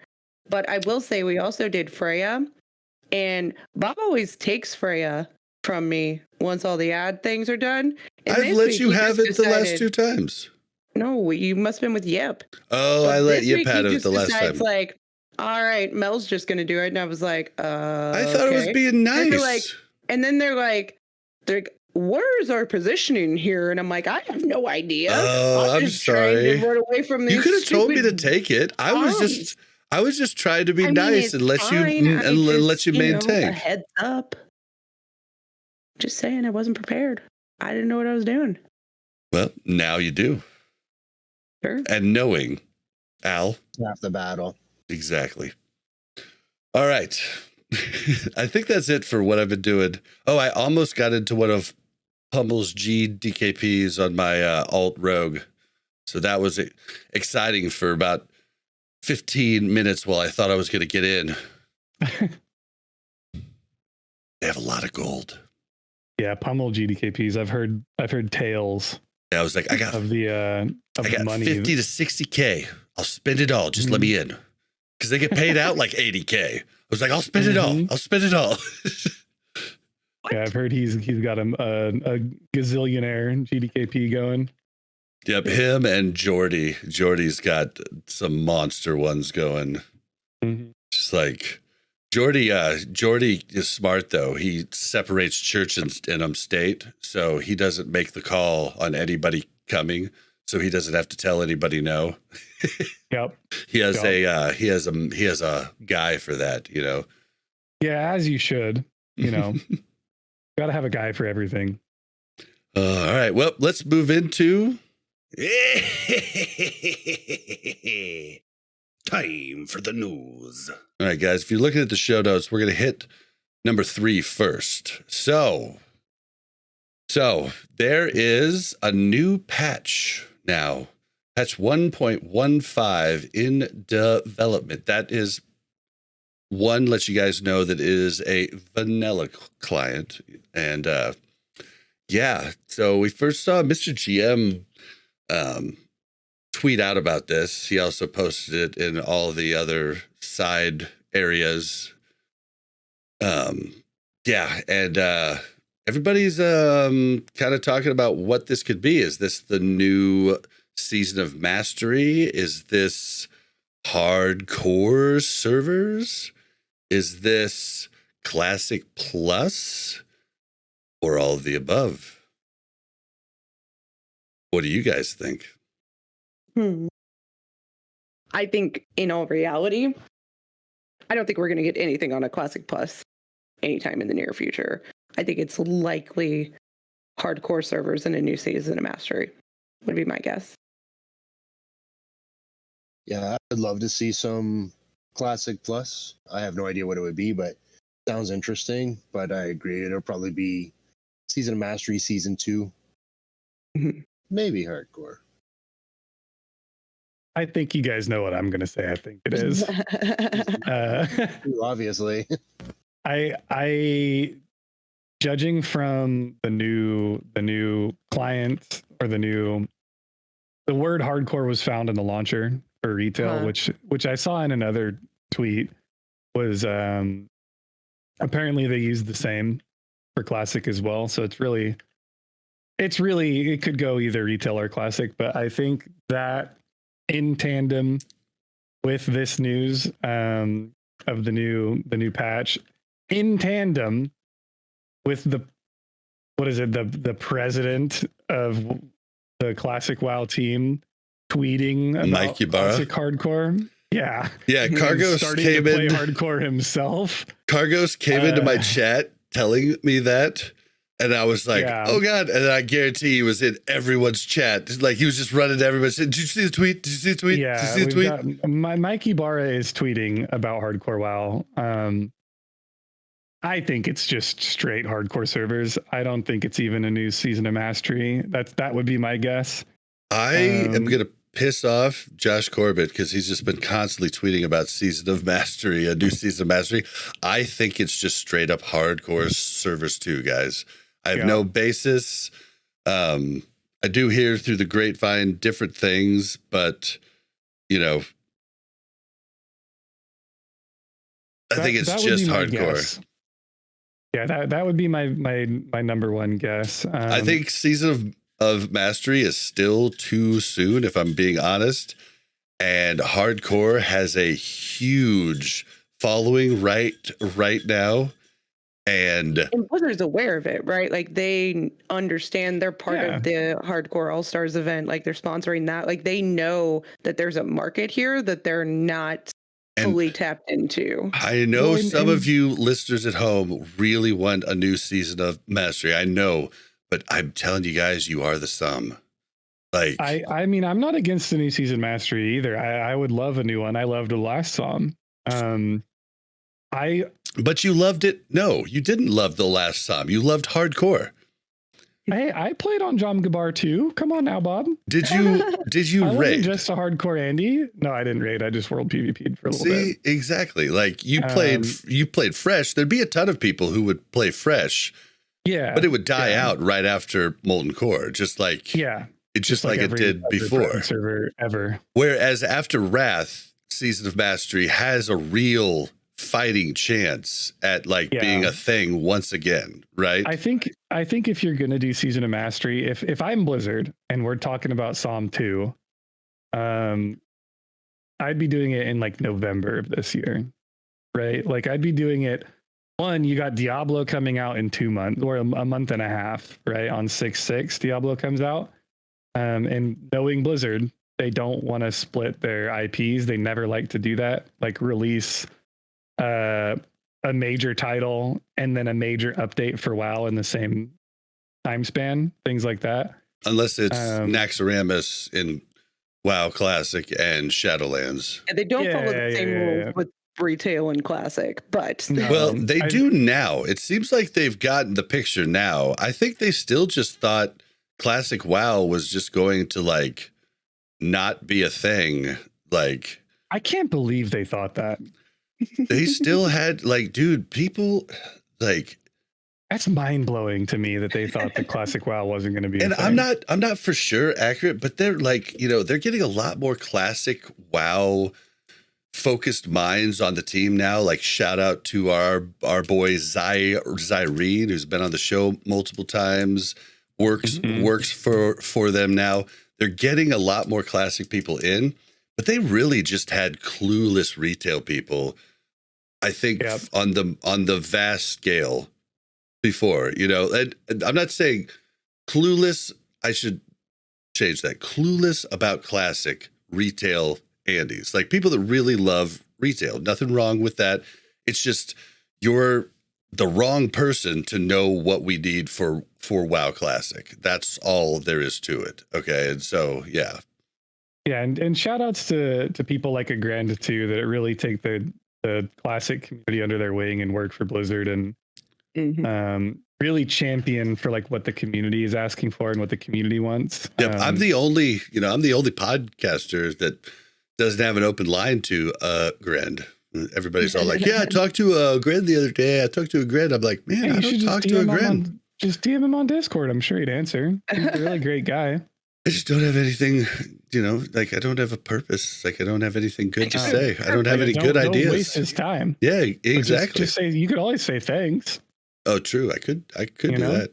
Thanks. A lot of working for Blizzard is it's not just a thankless job. It's a needless getting blamed for everything without ever getting thanked job. Yeah, I do have I do have a good amount of friends that work for Blizzard in different areas, and it's probably pretty rough, and then anything happens and everybody's blamed, like, and there's a lot of good people that work there. And and remember a lot of these decisions that affect the players and stuff aren't even necessarily decisions that the team that's working directly with the community is making. It's decisions that come down the pipeline. Yeah, this is something Josh has brought up a couple times. Josh Corbett in his last few podcasts is just like, he doesn't know it. He just says he feels like a lot of these decisions come down from up high and the dev team has to do with it and make do with what they can. And I believe that's probably the case too. You got to make lemonade out of the lemons that Activision pushes you to do, right? I mean, that's just life in general, right? That's any job. Yep. Yeah, if it's anything like any job I've ever worked, that's exactly how it works, right? Yep. Yeah, You know? like you get instructions on what needs to happen, and you have to figure out a way to make it happen the least controversial way. Yet. Yeah, and the beauty of Classic WoW is when WoW first came out is we're playing an amalgamation of the game that was created by people who loved the game and they loved what they were creating, and they made it specifically as the game they would want to play. Mm-hmm. And then through the years, it's changed to you, the player, are now a number, and how can we squeeze you for money from your bank account, which is fine. That's just the natural progression of things and how it goes. But it's nice to see little love letters from the Classic team, at least, coming in, and they're making changes. It's honestly what we all deal with. Like, started this podcast as a love letter to Classic WoW. Now it's monetized. We make money off of it. You have to listen to commercials. That sucks, but it is the natural progression, because we'd be honestly just kind of silly to not. It's so. It's a bummer, but hopefully, hopefully as a podcast, we never sell out like I think companies often do. Well, I think you'll find, depending on who you talk to, the definition of sellout, you've already been sold out for a while, right? According to a few. And then according to many, you're not. It's the same thing as when you're streaming, right? You do one sponsored stream, all of a sudden you're a sellout. Right. When you have commercials on and you're like, dude, they're giving me 60% of this revenue. Like, yeah, right. Like you want to have Twitch, right? Well, you know how Twitch keeps in business? Yep. Streamers run commercials. That's how we keep Twitch going. And that's how we have a platform to stream on. I could do this thing because I don't monetize my channel, right? I don't push people to subscribe. I don't run ads. I don't run ads at the moment either. Amazon runs ads, right? We can't control the minimum amount of ads that are being played, but yeah, they're like starting ads. Yeah, but the fact that if I did like one Raid Shadow Legends stream, I guarantee you there'd be people that come out of the woodwork and say, "Oh, Winky the sellout," right? And it's like, you guys, Raid I Shadow don't Legends anything that I do, and I could play for 2 hours and get $4,000. If like, you really think I wouldn't do that? They pay like $4,000 to $8,000 up front. Yeah, and then they pay last week. Yeah, for it's $3,500. And I told them no, because I'm not a sellout, right? But at the same time, it's like, why is that being labeled as sellout? If I would tell him yes. If I liked Raid Shadow Legends, I would totally tell him yes. That's why I love Rested XP. Yeah. Code Reloaded at checkout to save 5%. But that's why I love them, is because I could actually you believe in feel it, good right? about it. Yeah. And when somebody buys it, I'm like, dude, I just helped you out. Right. Yeah. Instead of being like, dude, I just feel icky. The concept of, and I got into a big argument with Cargos about this the other day. We were on Graze's stream talking about it, and he has the take of like, the second you do anything for money, you're a sellout. And it's understandable, right? It's a take that most, not most, but some people have. He's talking streaming just in general. Not because Rested XP, you're doing it for money. You're running a business. Yeah, but he would say that's more ethical because it's directly applied to like what you're doing, right? Gotcha. He doesn't believe in entertainers. Okay.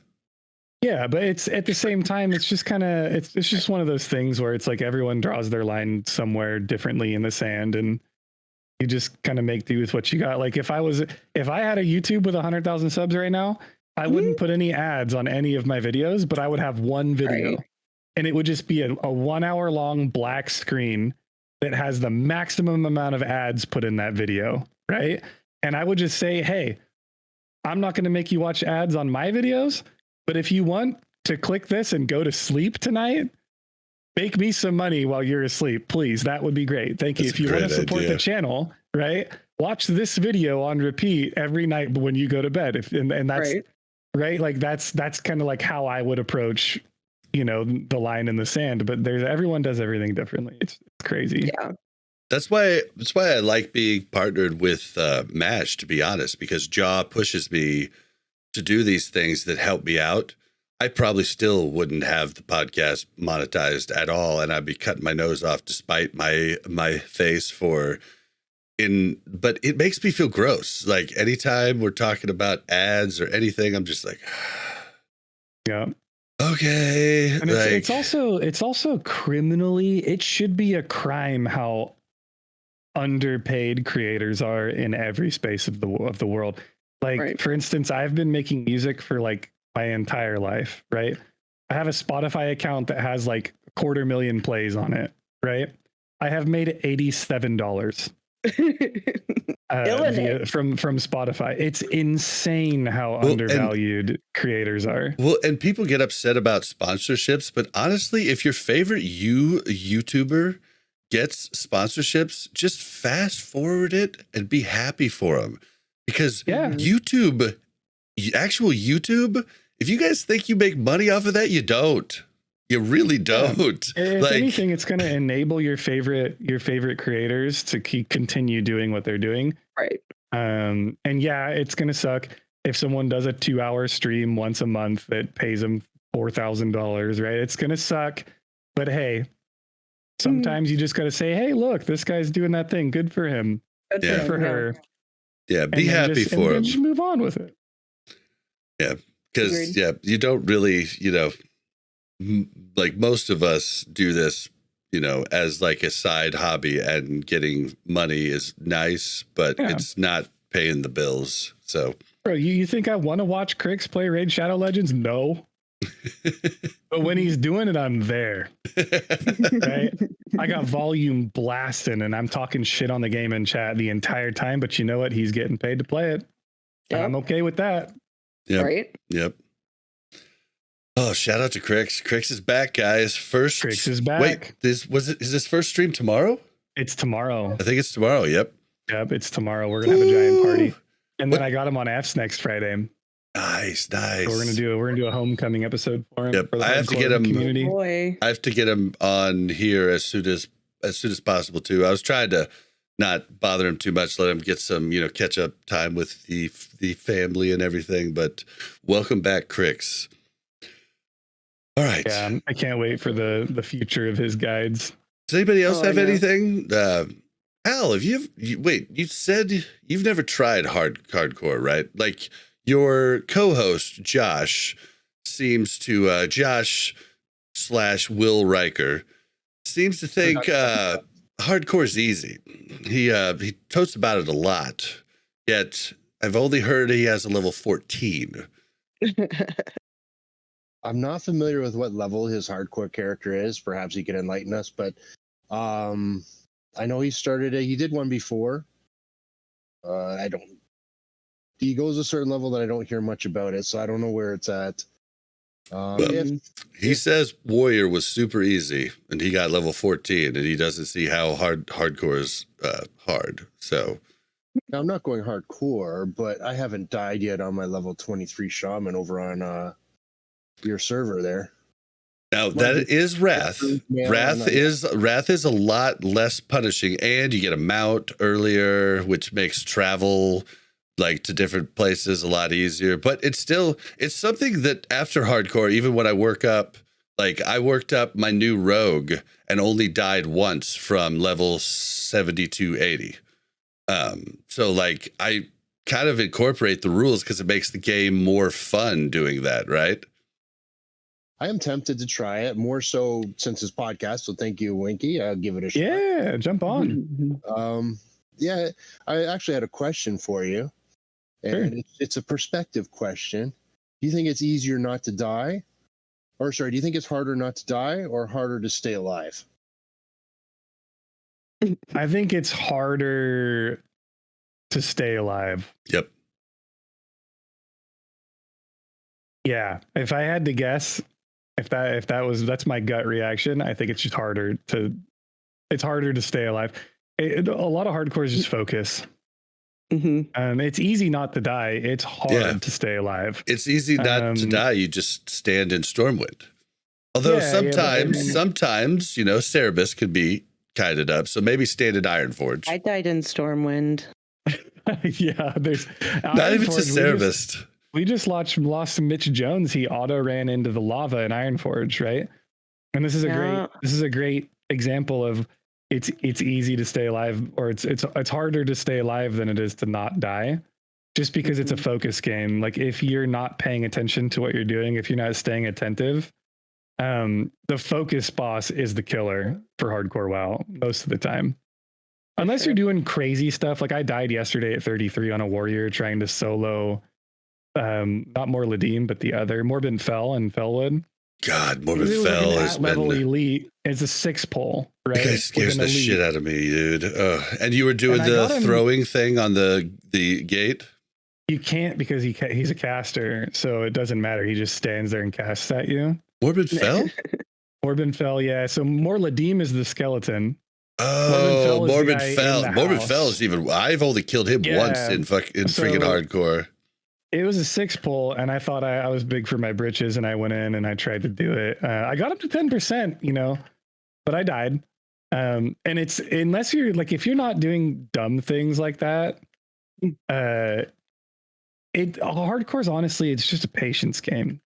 You know, I have a question for you. Green mobs, right? If you want to. Okay, but the urge to go do a scary thing is always there.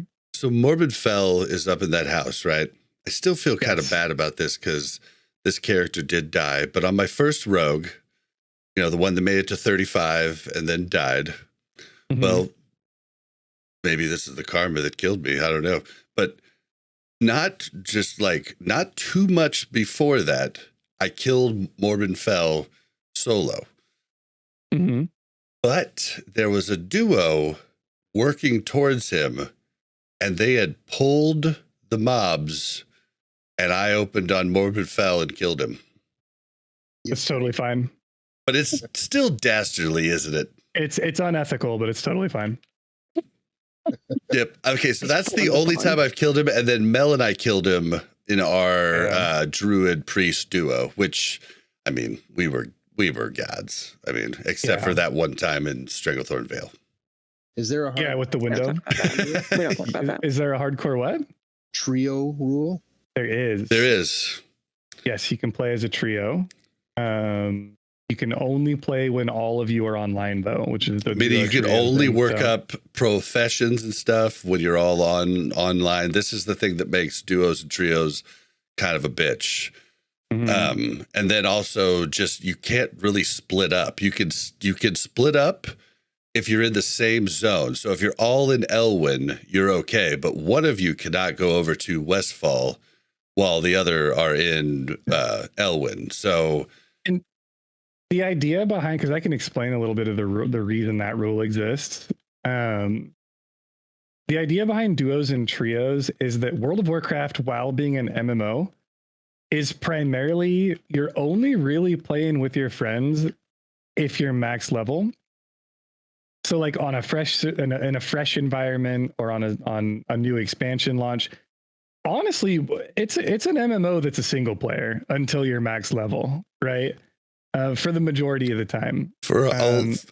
I would say it differs. Real life friends tend to play a lot together, like roommates, you know, like things of like where, you know, spouses, like where you're in the same, your partners, like where you're in the same like household, same dorm, same, like that's pretty normal. But you know, like you got to really like kind of put out a lot of work to play with somebody like constantly, you know, that you know just online. Yeah, and the goal of the rule though is to force people into playing the game with each other. You share one life. If one of you dies, everyone dies, right? And you have to be in the same zone. You have to be playing together, because there's a lot of us that have never truly experienced the game in a group setting with friends, where you're just down for each other the whole way, the entire ride. You're playing together. A lot of times, Mel would be like, "I need to work on my tailoring I'd be like, all right, well, I guess I'll just fish right next to you because like that's something I could do right here, and we can maybe get something out of it, you know? Yeah, the typical leveling experience with friends is usually like, oh yeah, we all start our characters on one weekend, and then the next weekend comes around and like 3 of your friends had been running dead mines 55 times throughout the week, and they're 10 levels above you, and then you're just playing catch up until you're all at 60. Yeah, Right. so like that. Yeah, so it just preserves the actual like teamwork, cohesive gameplay with it, which is kind of what hardcore is all about, is just immersing yourself in the world. It can be kind of cringe, but it's kind of based around RP. Also, the rule that I think is actually really cool is like the hardcore rule where you can each character can only run the dungeon after or one time. So like you want to plan out your dead mines run after you've got all the quests set up and ready to go, you know, and you're really hoping for those drops because those are going to be real important. And you can only group up with other hardcore people too. Some of the funnest pug dungeons I've ever done is with hardcore because everybody uses the hardcore Discord, gets in Discord, actual voice chat in a pug. You kind of get to know each other just a little bit on the walk there. Like, just because like you're kind of feeling this person out because you're about to put your life in their hands and like you want to see, are they, you know, and like when I was doing hardcore, I would tell people, hey, I am streaming just to let you know. And like that sometimes would scare people. They'd be like, you're not trying to like stream and get a big wipe, you know, clip. And I'm like, no. I would encourage you if it's your first hardcore run, and this goes for anyone listening to this too. I would highly encourage you to run dungeons, and get in Discord and get involved with the community, and like the bond that you make. Like I ran dungeons on that warrior with the same group that I died on yesterday, and like when that warrior died, he was the tank of the dungeons and these are all random people that I met just looking for a group. But we just kind of created this unit of like, okay, guys, we just finished Dead Mines. Let's go do Welling Caverns. We just finished Welling Caverns. Okay, when are we doing SFK? Right? Okay, let's meet up in 2 days. We'll try to do SFK. Right? And then when I died on that warrior, they all lost their tank, and we had become pretty good friends throughout the weeks that we were all spending time and leveling and meeting up to do dungeons. So like I get whispers from them on my dead warrior, be like, no, like you get really invested in like the other people's runs as well as your own. Right. So it's pretty cool. Like the dungeons, especially with the one dungeon rule, is a really unique aspect. And like you don't really get that anywhere else in World of Warcraft. Well, and I'm a little worried because I'm just going to call it here, guys. Hardcore servers are coming. If this like the news thing we're talking about isn't hardcore servers, I guarantee you they're coming at some point, like within, I'll say for sure within this year, but whatever though, when they do come, because they will, because Winky and them have built it, so now they will come. we're coping. So when that happens, a whole can of worms gets opened up because Blizzard could just put servers in that are just one life, like, you know, and just there's no resurrection. You can't res.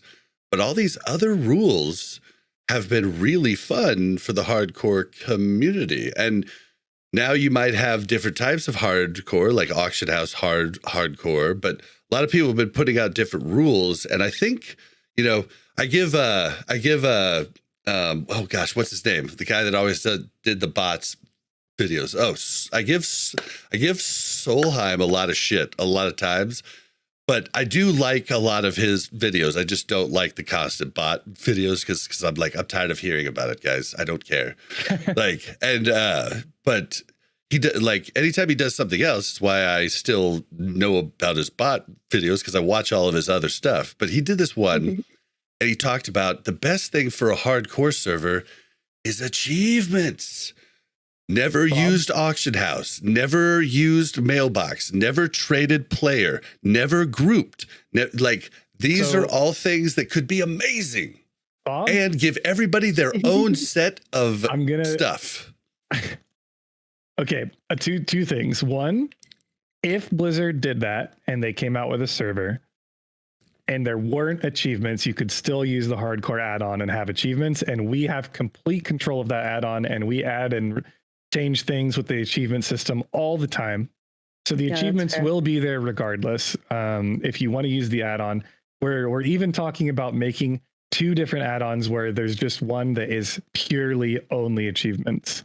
In case you want to do a non-solo self-found type of run and you want to do that. These are all preliminary things we're talking to the add-on devs about, like daily, right? These are some of the meetings you go to when you're and this is all stored right? on the hardcore site, right?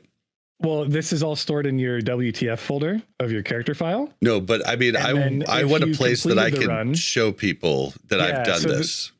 So in the next coming months, you'll see a giant overhaul of the hardcore website, classichc.net, completely changing.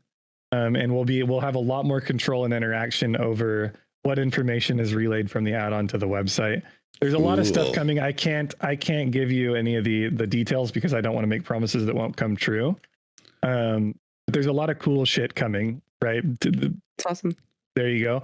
The second thing is, if a hardcore server comes from Blizzard and it's a real deal, right? I can't speak on a lot of things, and I won't, but you just got to trust me when I tell you I would 100%. This is the biggest copium thing. People aren't even going to agree with this because of past things, right? But you have to trust Blizzard. Like, I trust Blizzard completely with what's going on. Like, if they did a hardcore server in today's day and age, with the amount of community involvement, with the amount of the discussions they've been having with the community, and I see Agrend in people's chats. I go watch Sarth Agrend's there. I go live Agrend's there, right? They have their finger on the pulse of what I think the hardcore community wants. You have to trust Blizzard, right? If you want one dungeon lockout, right, on an official hardcore server, trust me, if that's what the majority of the community wants, that's probably what you would get. You just got to believe and trust Blizzard. And I know that's like literally saying the worst thing ever to most WoW players is trust Blizzard. But if you don't trust Blizzard, you could trust me on this one.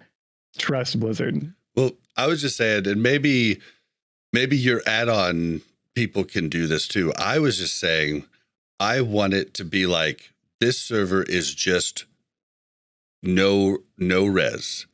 And I want people to be able to have achievements they can save to their account or to the hardcore website that will stay after, that character's dead and I'm gone. Like, I want it to be inclusive for as much as possible. Maybe somebody wants to try out hardcore, but they don't want to do the no mailbox. They don't want to do the no trading. They don't want to do, like, that's still an accomplishment. Like, yeah. So in a perfect world, this is what I see. I see an official server that it's literally exactly what Classic WoW is without being able to resurrect. No soul stones, no onks, no resurrect button. You wouldn't want achievements though? What I would want is API to be given to us from Blizzard, allowing the community to develop whatever they need to make an add-on for whatever you want, right? Because then you have this sandbox, you have this open world where there's just no resurrect button. And then you can facilitate whatever changes you want to make, right? Or they're up to you. And it comes down to like PoE, it comes down to Diablo, that you've got there's the hardcore overarching game mode, and then there's the solo self-found hardcore overarching game mode. There's community within a community. Then you have people that are achievement hunters that are doing that on their own, right? And it would be really cool to just be like, Blizzard goes, hey, here's this server. It's hardcore because we don't let you resurrect your character. Here's the API. Do whatever you want. And that would be sick. I still think just think about the Soul of Iron buff and how important that was to so many people. Like, you could appeal your death. So many people chose to not appeal because they no longer have the buff that says, yo, bro, I'm hardcore. Like, yeah. And like, that's, I guess you wouldn't have that on this server, but I'm just saying the power of in-game achievements and titles and different things is pretty powerful. I do think titles would be cool and achievements would be cool. And I know that it's possible, right? They are running Classic WoW on the same client, right, as retail. So the achievement system, the back end statistics tracking, stuff like that, that's all built into the client. They could do it, which would be dope. That'd be crazy cool. I'm not saying that I'm against it either. I would love to see, you know, Blizzard achievements for any classic. Shit, give it to us now, right? Give us classic achievements now. Give us speedrun achievements for every raid in classic. Like, let the community do things. Like, even just take the Wrath achievements that are achievable in the old world and put them in the game, right? Give people the shift Y, let them open their achievement menu and like play classic WoW on Era. I do think that those kinds of things would probably primarily come in like the form of like a Psalm 2 than a hardcore server. That's just me guessing. We do need certain things like I forget if they're in the vanilla client, but I know there's block guild invites, but you need to have a block party invite, like, so you can't be tricked into joining a party. You need to have like different things. You need to be able to turn the mailbox off on your own without the use of the add-on. Turn the auction house off on your own. Like, these types of things, I think, are little things they could add in that would help, especially your like, if your add-on people could just set it to where they need to see that when that character was created, mailbox was turned off from the start and never got toggled back on. But that's a lot easier to watch than everything else, every other way to access Not really, though. It's already done. It's already built into the add-on that it'll tell us if you've entered a party, when and why. If you've ever used the auction house, if you ever used the add-on, it tells us all of that. And now I don't want to out any crazy stuff because it's like one of our security systems, but we're alerted when anyone edits the code of the add-on. Like, we know what's going on, right? Like, I don't think Blizzard needs to even do it. If you want to run the add-on, you want to play solo self-found, and you want to preserve what the hardcore community has been doing for the last 3 years and the rule set that we have, all you would have to do is log on to a real server with the add-on. The biggest challenge, in my opinion, would be if they come out with a new server and it's official, right? We're coping. But if they do, it would come in the form of patch 1.15. We're operating on 1.14. So there would be a little bit of an overlap, probably, of none of the add-ons work anymore. Questy doesn't work anymore. The hardcore add-on doesn't work anymore. Nothing works. So then you've got to have all these add-on creators that have moved on to Wrath or Retail or whatever to hopefully come back and update their add-ons for Classic. And you know, the majority probably will. You know that Questy would, for sure, right? Oh, yeah. But we even have people that are volunteering in the hardcore Discord right now. Shout outs to Urbit, huge member of the community. He created an add-on specifically for hardcore players called Classic Bestiary. Show you highlight any mob in the game, it shows you every ability that the mob has. So you can see who has execute, who has the double hit mechanic. And he volunteered. I watched Grays get executed. He said any high value add-ons when this leaked patch 1.15 comes out, any high quality add-on that is required by the majority of classic player base, whether that's Dominoes, Questy, any of that, he was like, I'll go on and I'll fix it. I'll fix all of them and I'll redistribute them for the hardcore community, because he's just a giga chad like that. Like, he's just built diff. Yeah, so it's really cool seeing what the community's put together and where it's going. I'm super excited about it. For sure. We've kept you a little late. Do you have anything else you want to add before I sign you off? Don't buy gold. You heard it here first. I do want to add one thing in, because Table Slam in chat said res spell should stay in the game, though. I want to be able to clutch BR, like battle res a hunter pet a la Gordon Ramsay in C3.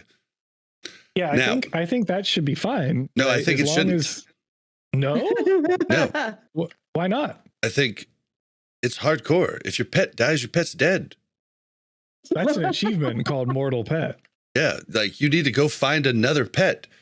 No, it's like Fido's Pokemon, dead. Bob. Fido's dead. Oh, it's like Mourn, Pokemon, move on, get when yourself your a new gets pet. to 1 health, it just faints, and you as a hunter, you just like bring it back, right?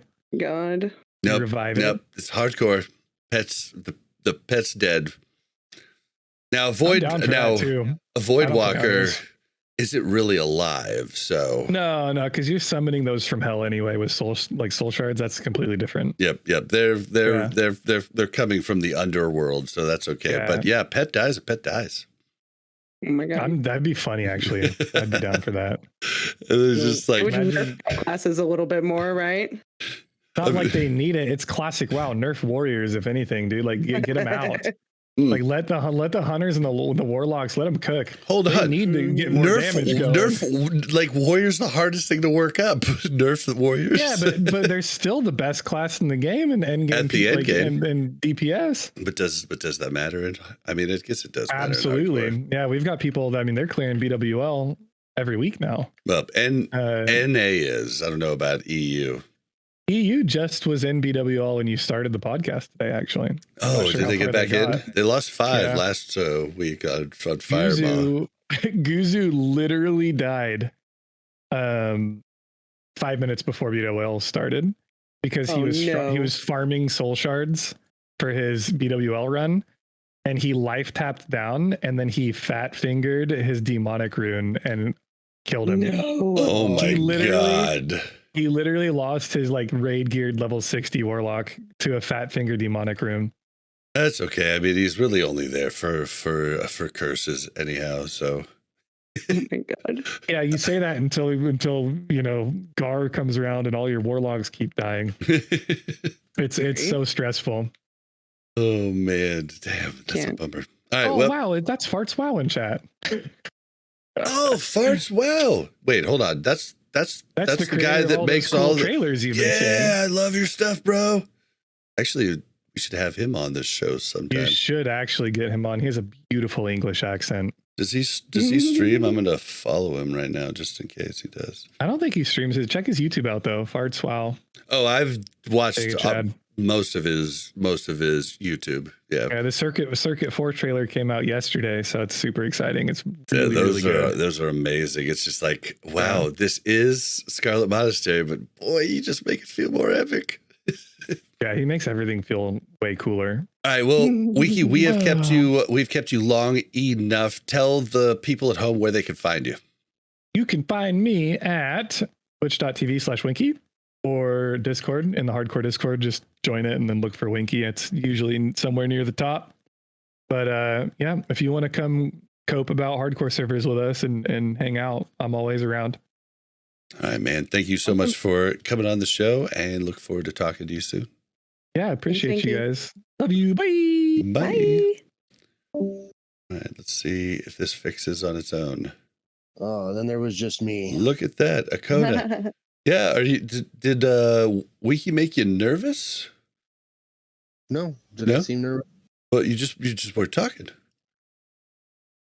I participated when I actually had something to say. I don't know. Like I said, it hasn't been in a big week. I don't do a lot of hardcore stuff. I don't do a lot of raiding right now, unfortunately. Well, it's okay. We'll go ahead and get going here. I'm just making sure all of my stuff's set up good here. This box a little bit more situated correctly. And should be good to go in just a second here.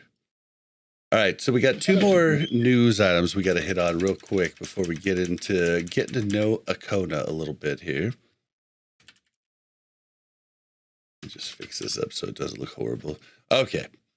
All right, so the first one, Mike Ybarra tweets out about BlizzCon. We've been freaking out. I'm trying to make plans for TwitchCon. I want to go with all the crew like we did last week and have the big house. Like I want to be in on that, but I can't until Blizzard announces BlizzCon because I have to make sure I can go to like BlizzCon's #1 on my list. Well, Mike Ybarra came out and said, more info coming soon this last week. So hopefully that means next week, at the very least the week after. Like, we need to know soon, because if you want to have Con Before the Storm come on, like, it's a lot of stuff that needs to be done before, you know, like, we need to know what's going on, what it's going to entail. Like, is it going to be a like smaller thing than it was before? Like, we need to know all of this. You ever been to BlizzCon? Oh, you're muted, I think. Can you hear me? Yeah. Can you hear me now? Yep. Never been, huh? No, not even virtually. Really? You've never bought the actual virtual ticket? No. Because honestly, I go to all the BlizzCons. Well, at least I went to like the 4 before they stopped doing it, and I bought. Well, the virtual ticket comes with your actual ticket, and that's how I watched all the actual panels, because I was just hanging out with everybody during the con. Like, I didn't have time to go sit at a panel. I think the only panels we ever went to were the Overwatch voice actors ones, just because they were like epic. I'll have to give it a try sometime. Yeah, I think Con Before the Storm already came out and said they probably weren't going to have a con. Well, he's been talking in the Blizzard Discord. Like, they can get something going, but they need to know soon. Like, it's not going to be as big as it was in years past, for sure. Yeah. Well, I'm excited. I hope we hear soon. Yeah, I'm just happy it's coming, because it is really keeping epic. us on our toes here, though. Yeah, I don't know what it's like. I've never went as a non-creator, but as a creator, it's crazy cool. Like, it's just like everybody that you interact with online normally is there. You have some beers, you have some bevs. It's so much fun. I can't even put it into words. It was like really the highlight of our year. And I can't believe the last one was in 2019. Yeah, that is crazy. Would you folks let me across the border is the big question. Well, that depends. Are you on any lists? Nope, just get me off of them. So that's the news on that. We hope to give you the news of the dates pretty soon. The last bit of news is that Blizzard recently updated the mobile Authenticator to be part of the iOS version of the BNet mobile app. Does this mean it's not on Android? I guess it's just iOS. So my question here, anybody at home might want to answer me, like via comments or email us. Does this mean that I can finally hook up my one phone to both accounts with an auth with the same phone? Because currently you can't do that. You have to have one BNet account and you can have multiple WoW accounts in it, but with 2 BNet accounts, you cannot link it. So I'm curious if it just lets you, if it actually, because the way it authenticates you currently is with your actual telephone number. I'm wondering if this links it to your actual account, which wouldn't make a ton of sense to me, because that's the whole two-factor authentication. So I feel like this just got it, like it's the same app integrated into the BNet app.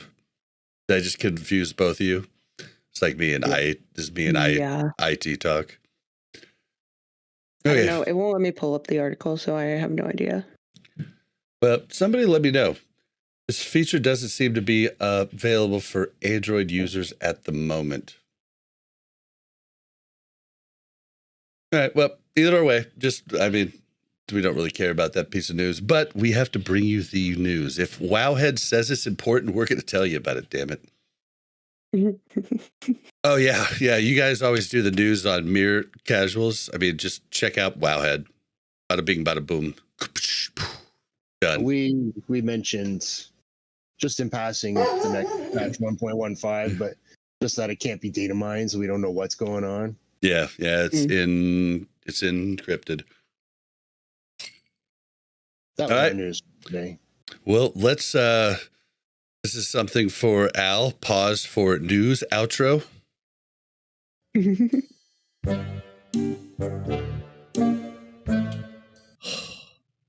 Bobby, we need to have a talk about this World of Warcraft Classic. Do I look like I know what a WoW token is? All right. Getting to know Al from Mere Casual. So before we talk about the podcast, let's talk about you. When did you start playing WoW originally? Back in the day. Years may escape me, but it was the Burning Crusades was out. Maybe a year before Wrath. Somewhere around that timeline. Like 2007, 2008, maybe? Sounds about right. I started playing originally on Josh's account. I rolled up a couple characters that he recently edited his characters out and had no idea where these characters came from. Well, that was me. And then I went over to my own and started with an orc shaman. Played the horde. I found the alliance was just a little too pretty. So I wanted to have a beast. Mel, do you want to chime in here? Nothing. No, I have nothing to say. What did I do? That was why like she wouldn't play horde, was because they didn't have anybody pretty. Well, when I started, it was the Burning Crusade, so they had the Blood Elves. Ah, true. You started Burning Crusade. Okay, good. But that's when I got her to go horde, is in the Burning Crusade. Yeah, so I played a shaman, leveled him up. I remember hitting 70 because that was my first benchmark. Well, actually, getting out to Hellfire was the first. But it took me a long time for that last level, which I don't know why, because now that I play and level up alternative characters, I have no idea what I was doing. I was in slow-mo. But I was too shy, too nervous. I never did any dungeons, really. Didn't do any raiding. Not until Wrath came out, they had the Raid Finder. Oh, you're a Raid Finder guy. I was a Raid Finder guy, yeah. Because I can go do a raid, and if I really, really sucked at it, I can go and hide back in my hole.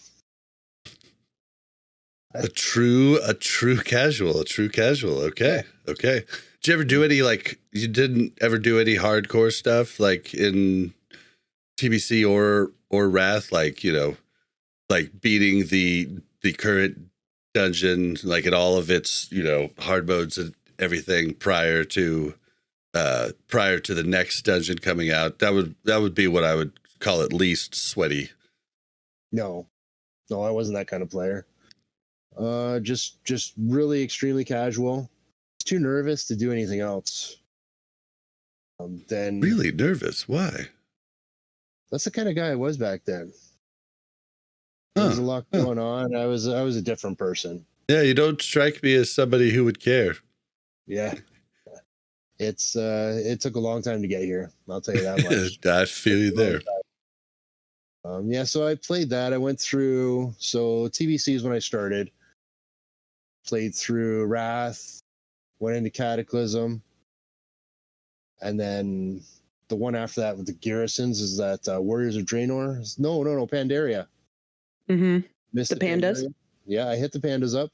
I found leveling in the Panda Zone was kind of cool. I've heard that. It was calming. I got to play Farmville during Pandaria. So you had your own little garden or whatever. Yeah. After that, it was Warriors of Draenor, I believe. And I was interested because I was visiting the Outlands area again before it was Outlands. But I never really lasted. I heard that was the worst expansion in Warcraft history. I don't know. I didn't play it, but that's what I've heard. Well, we got our garrison, and I found I was just hanging out by myself in the garrison. All by myself. Yeah. Got this cool garrison. So you've never Don't have friends done anymore. a lot of like raiding or like competitive PvP or anything like that, right? Not in retail, no. We tried to. Josh and I tried in twos in the Outlands. What is it? Nezing, wherever. Okay, yeah, we tried twos. Anyway, I can't remember what it is off the top of my head, but those were quick matches because I died. Yeah, it's hard.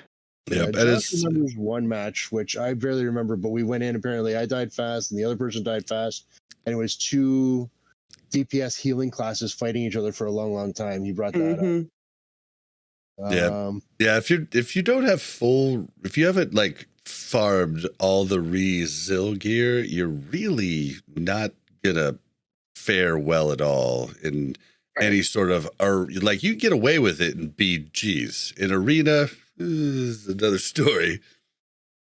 Now with the heirlooms, I got the leather heirlooms. I sent them down. I had a druid, so this is still retail time, and I was doing Warsong Gulch, a lot of Warsong Gulch with them. I was doing it in Resto spec, and that was fun. So I got a lot of achievements with that. I managed to do I captured a flag and returned it. People were so happy. I guess I was a rare breed when I would heal others. Yes.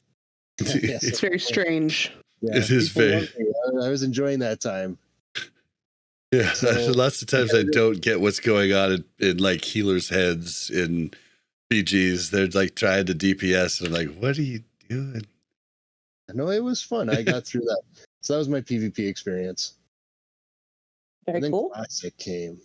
Yeah, tell us what brought you back to Classic, because it sounds like you've been playing retail like off and on the entire time through. Yeah, I pretty much stopped. Then you come up with another expansion and said, we'll give you this one for free if you want to try this. So I would play it for a little bit and then just stop. And none of us were playing together anymore. Josh wasn't there. I had another friend who Josh was probably playing EQ. Bastard. Oh, he's always playing. He's probably playing EQ right now. On in chat any second now. But Classic was coming. We all said, okay, we'll start up. We'll play together. We were hoping to get a group that we could keep together all the time. Turns out so far only 3 of us been able to stay on. But yeah, just because we wanted to have a group experience. I've never he's playing EQ and WoW at the same time. I've never gone through just pure Classic, as I started with the Burning Crusade, so I went back to Classic. I wanted to give it a try. 1 to 60. Played a Druid. Well, no, sorry. I started with a fighter, a warrior. Started with a warrior. And leveled them up to 60, and then Josh and Sam stopped playing for a while. But really, they didn't stop playing. They went over to the Alliance and started playing a bunch of Oh, they just stopped playing with you. They playing. So eventually I caved and I came on over. I became a Night Elf Druid. A Night Elf Mohawk is what I would have played. I pity the fool.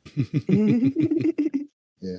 So I came over, I did a Night Elf Druid, and I became a tank. And I was a tank for a guild.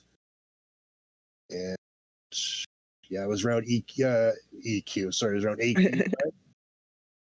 And that was fun until it wasn't. It was farming was constant. I always made sure to provide for myself for the most part.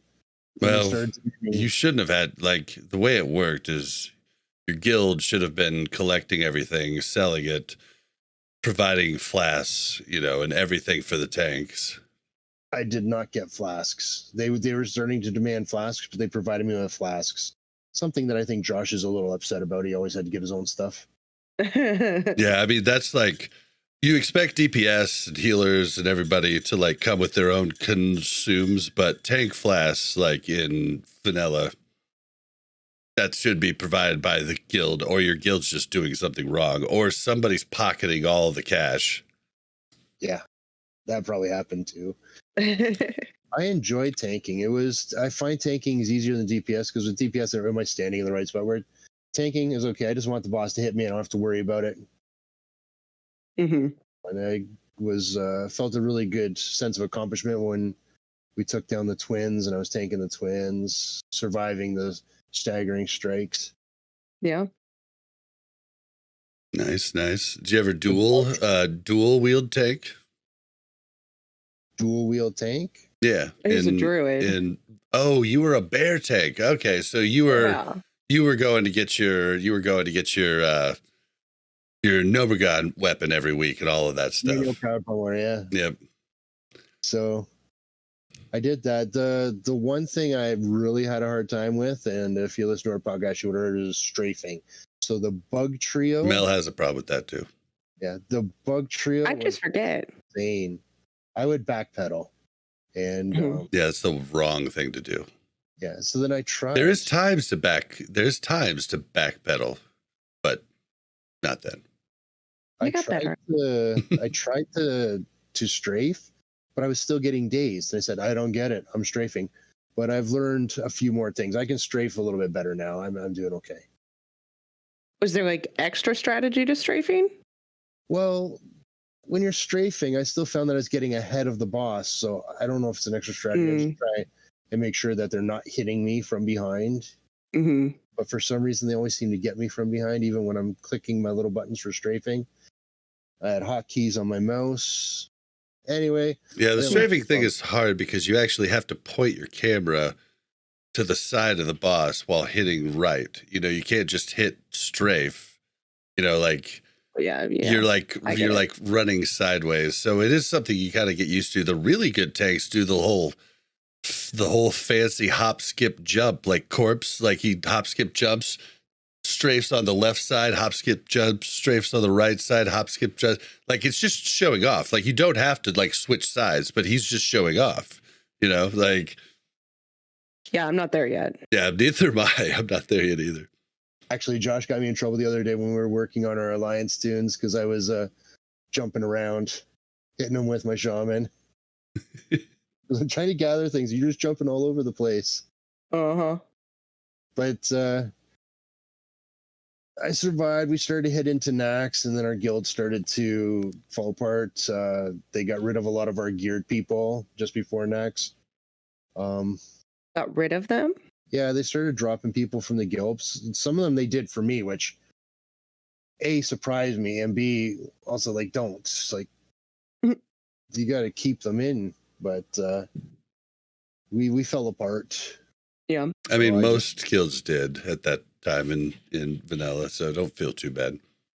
Yeah, I hit up, we got the bug boss down, we got Noth down, a few others, and then I just stopped. Came back for the Burning Crusade just to get my druid up to level 70, and then was not inspired at all, so just stopped. Fair. Druids were sick in TBC too as tanks. Then they announced Wrath. So we made a pact and we came back for Wrath again. You liking it? Yes. Liking it? All right, so Horde or Alliance, like you've played both. Let's get your honest opinion. Like, which one's better? There is a correct answer. I don't think there is. I played Horde, and I was hardcore Horde. I wasn't hardcore, but I mean, I was all for the Horde. And again, I did the For the Horde achievement, killed all the Alliance bosses. And now we're over to Alliance, and we're not over to Alliance. We just have a couple tunes there, but it smells a lot nicer, right? You know. Ideally, if my friends are there, I don't care. You got indoor plumbing instead of, you know, the trough out back. You know, you got stone houses instead of, you know, mud huts. I mean, you don't have, you know, the majority of the classes don't have like the crazy torn dinkleberries. I mean, you know, it just smells better, right? The Torrens, it's good to have Torrens around. I mean, if you ever get caught in a mountain and you can't get out, at least you'll have hamburgers for a month. Fair. Yeah, no, I'm with you though. Where if I've got friends somewhere, it doesn't really matter. Yeah, I'm the same. But I'll always put up a front. I put up a lot of fronts, so I'll always complain about Alliance. But I had fun playing in the classic Alliance. I'm having fun doing my lobies right now. I'm having fun going back and playing Horde. I don't think it matters as long as you're there having fun with friends. Mm-hmm. Fair. Definitely. And yeah, like I do think though, like I played both, and when I came back to Classic, I was like, no, I want to go back Alliance. Like I felt back in the day that the quality, I don't know, not quality, I felt in my time, everybody take this with a grain of salt. I didn't see everything of the game, but when I played Alliance, people were more fun, less toxic, and less gamer chat, if we'll call it that, like less hate talk, you know. And then like the Horde, when I was on there through TBC, through Kata, I was just like, I cannot find a top end guild that doesn't scream out words I don't want to hear all through raid. Like it was one of the biggest reasons one of the bigger reasons I don't talk about a lot is I think I quit like playing is because I couldn't get in a top end guild that didn't have nasty people in it. But like coming back, my experience with Alliance throughout all of Classic has been better now. So like, did you ever see any differences like between like just the people like?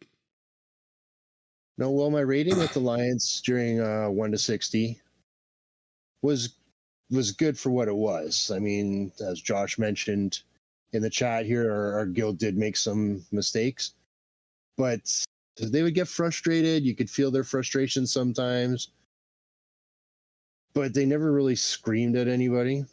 They threatened to scream at people. And when I do go to raid on my level 80s now, over in Wrath of the Lich King, on Horde side, the guild I was in, they were laid back and casual. So you make a mistake, that's fine. If you don't, that's even better. Gotcha. Okay. All right. Well, tell us about Mere Casuals podcast, and Josh, feel free to coach him in the chat, you know, but tell us what the podcast is about. I don't even know where to start. Just kind of give us the overview. It's just the three of us getting on a microphone and pretty cozy. Well, here, start from the start. How did you think about starting the podcast? Whose idea was it? Well, it had to be Josh's. I think Josh started the ideas. Yes, definitely Josh. We've always wanted to do a podcast about something. You know, we're going to do it about this. We're going to do it about this. So we decided we'll just talk about being mere casuals playing the World of Warcraft game. Had you done a podcast before? Because I know Josh has said he did a Star Trek one prior. Are you on that one too? Josh did a Star Trek one. Was it not Star Trek? I don't know. I swore he said he did another podcast. He's guested on podcasts for EQ. If he has, I don't know. He can definitely. Oh, you guys. Okay. He says we started that since. Oh, yeah. We started one. We got 2 episodes in, and then Josh stopped watching the show for a bit. Okay. Cool. Throw him under the bus there. All right. So, okay. Sorry. I didn't mean to interrupt. Continue. So we just decided to get along, and 3 episodes in. Sorry. We just wanted to be 3 people talking about playing mere casuals, because there's a lot of hardcore players that already put out a lot of informative podcasts. We're not an informative podcast. Yeah, we're like the in between. We're like the sweaty casual podcast. Like we're definitely like we have the big people on that do the big stuff, but we also have people on that don't do the big stuff, that just do different stuff. But like we are not like Classic Life, like Sarth and Crix and Jordy telling you like the top end things to do. We're like in the middle somewhere, but you guys are saying you're down there with casual. We're the bottom of the barrel. Yep. No, Just a different way to play. We get off on some wild tangents. It takes us a long time to realize, oh, wait, we're not actually talking about World of Warcraft right now. Which I think is fun. I think that's fun. I brought Winky on just to do tangents because he's the king of it. And then I get a little crazy sometimes. I start saying some stuff that it's a good thing Josh edits. Saying I'm off some lists, I'm out of jail. Well, here, why don't you talk about, like, because basically you guys are just sitting around talking about WoW, but talk about the different hosts. Like, what do you bring to the table? I've got some experience, obviously, since the Burning Crusade. Josh is the experienced one. He's the one that is hyper intelligent, we'll call him, about the strategies and stuff. He's EQ and World of Warcraft trained. He figures out all the little nooks and crannies. Myself, I just show you the real casual side, what you can do without being a hardcore player, which everybody already knows anyway. Achievement hunting, comedy relief, I guess. I know I'm probably not looking so funny on your podcast today, but you seem a little nervous compared to, is it the live thing? Because live, when I first went to it, like, changed the way I had to, like, think about, like, I just don't even look at chat most of the time. It's the only way I can survive. Yeah, it's not nerves. One, I don't want to say some of those things that can't be edited out before it gets out in public. And two, I mean, you've heard our podcast. There's a lot of complaints about interrupting. So I'm trying not to interrupt people, but I'm also trying to. Oh, no, we do that all the time here. I just did it to you there. You see that? Like, if you wanted to talk anymore. If you wanted to talk while Winky was talking, you just got to cut in. Like, it's one of the first things I learned in podcasting. Like, I don't know how, like, Josh does his show where he, like, literally calls on different people. And I encourage everybody to just speak up when you got something you want to throw in. Be respectful, but, like, you got to just jump in. Like, if you don't, you might never be said. Like, podcasters want to talk, you know, like, you might never be heard if you don't jump in. But obviously, yeah, for sure. And this is my first live show, so yeah, for sure. Maybe my last. You go, okay, we're not having him back. He's kind of boring, but I kind of join your thing so I can get that extra little step up in your Discord group. Definitely, there you go. Definitely, you got that one over Josh. Yeah, that was something I can hold over Josh. I got a purple name. He's extremely happy about it, I'm sure. Well, and okay, so I'll give a little bit. So Josh is like, so Al is definitely very cheeky with, like, I didn't talk about Sam. Oh yeah, go. I gotta give Sam her props too. Sam is the noob of the group. She's your Mel. Sure, I'll go with that. She's shy sometimes. She doesn't want to stick out, but she's getting a little more bold. Mm-hmm. Yeah, I'm shy too. Play for years and still be a noob. I'm getting Josh to participate here. That's where Mel's at. I mean, she, like, literally doesn't remember us doing some of the hardest things in World of Warcraft ever back in the day, being the top 1%er, and she doesn't remember most of the things, and it drives me nuts. But yeah, I love her still. Sam's the one that calls out Josh on a lot of his interrupting. She called him out today. She goes, "Is it irritating you?" She looked over at me today. I said, "No, I don't even notice anymore." Yeah, so if I seemed a little bit reserved, I apologize. It's again. You're fine. Do not apologize. Yeah, do not apologize. You should open up. I'm Canadian. Even we bought. I don't know if you watch his videos, but Metagoblin. We brought him on the show, and he says some things that just piss people off on his videos. Super opinionated. He was so reserved and well behaved on our show. I was like, Metagoblin, come on, say something controversial. He was so, you know, it's not just you. Yeah, I suppose because we record and then edit then release is that I'm sitting in a room. It's not live. I'm sitting with people I've known for years. It's easier for me to get into my sarcastic self. For sure. As opposed to here, it's my first time here. Mel, we've had very few interactions, so I'm not sure what I can get away with saying here. Bob, we've interacted, but again, I'm live. I want to be careful. Again, I'm taking chances at work. I'm sure I'll be taking chances online in no time. Right. Definitely. Well, so Al is the one that'll make cheeky, funny jokes throughout. He'll make jokes like Josh said he wrote something down on a sticky note and he left it in his pants upstairs. Al will be like, was it a sticky note before you put it in your pants? These are like the types of jokes Al will do. And then Josh is like your host that's a good host, but ADD and this is a good thing. Like it makes it funny. Like he'll just like completely forget what he was talking about. Either it's a bit or it's actually him. Either way, it's funny. Al will say a lot of things that Josh doesn't think's funny, but you kind of think it's funny. And the fact that Josh doesn't think it's funny is even funnier to you.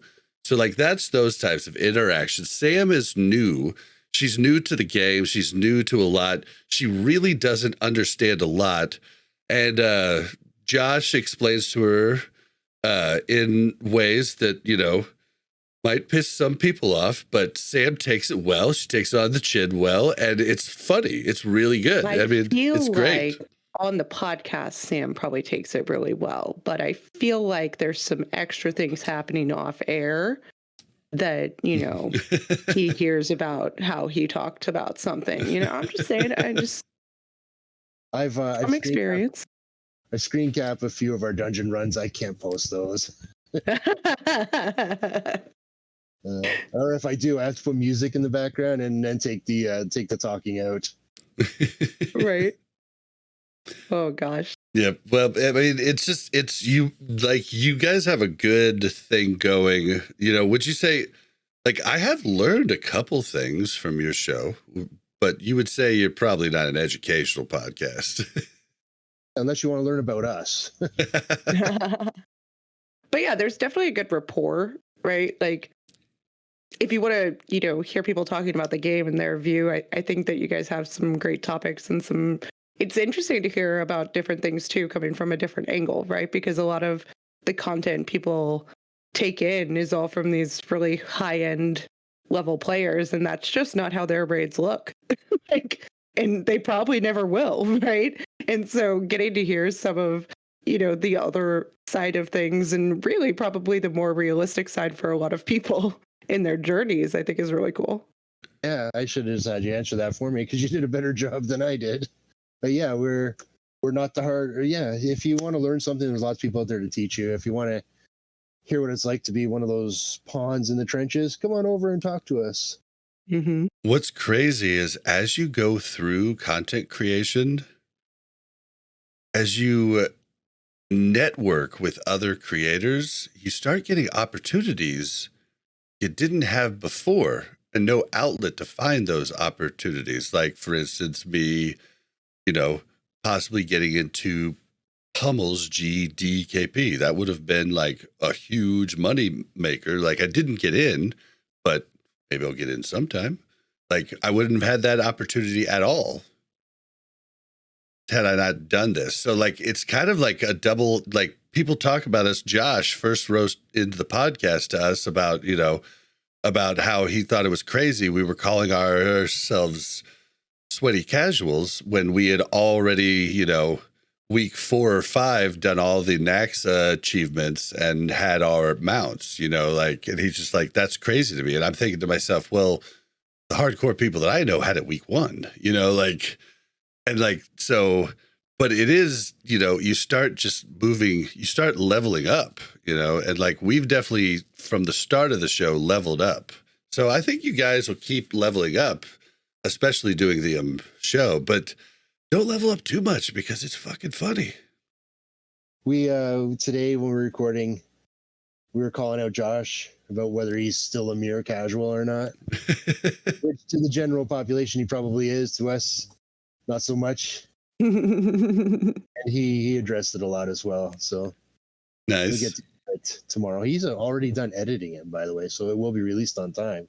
Nice. There you go. Well, give us like a story that happened on give us something funny. Like, you guys do eat chocolate too. You do a little ASMR at the end of each episode.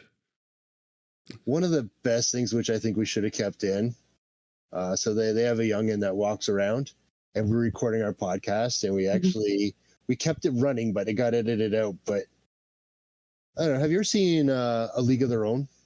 Yeah. Mm-hmm. Oh yeah. So remember that scene where Tom Hanks walks into the bathroom or walks into the change room and goes to the bathroom, and he has that long peeing scene? Mm-hmm. Barely. So their son came down and he had to go to the bathroom. Bathroom's right beside where we record. And we actually had to stop him. All of us are just sitting there looking around, looking at our microphones, looking at each other, and all we can hear is just the pee hitting the toilet.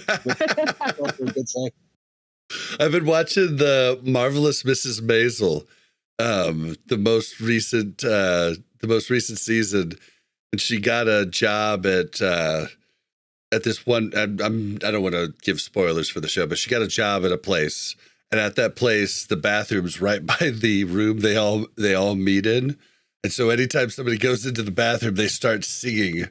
And threw her off real big, but they were singing, so they didn't have to hear the noises. Yeah, they'd sing to cover up the sounds.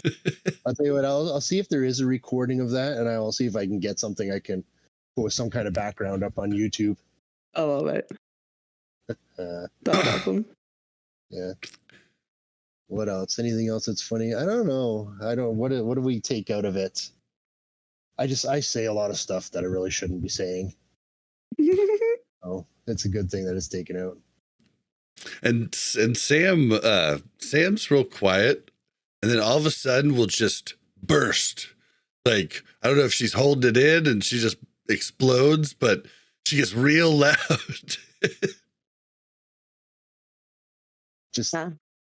I think I might have mentioned on the latest podcast one of the stories I told at work. So I went up and talked to one of my coworkers. We're starting to do a little loss prevention. So I was watching a customer go through, and they told me to keep an eye on him. As he's leaving, they asked, "Did you see his girlfriend as well?" And then she walked by. She wearing like those one-piece short skirt dresses and everything. And I leaned over to my coworker, who is a female, if it matters. But I just said, "I think I rented her one night." Oh my God. And she thought that was incredibly funny. She went and told the store manager. So crap. Oh. So I'm surprised I'm still employed, but we'll get there. So yeah, I say stuff like that online, and Yeah. amongst other things, and it gets pulled off. Yeah. It's removed. All right. Oh, well, man. yeah. I mean, honestly, dude, I worked when I was 19. I worked at Herf Jones, and it was 85% women.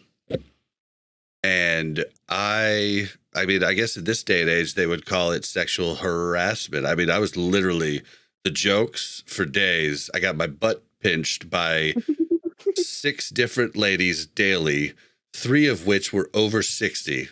And they just thought it was the funniest thing ever. And I'd be like, that's sexual harassment. And Joanne would be like, "Bob, if you can get a judge to sign off on that, go ahead."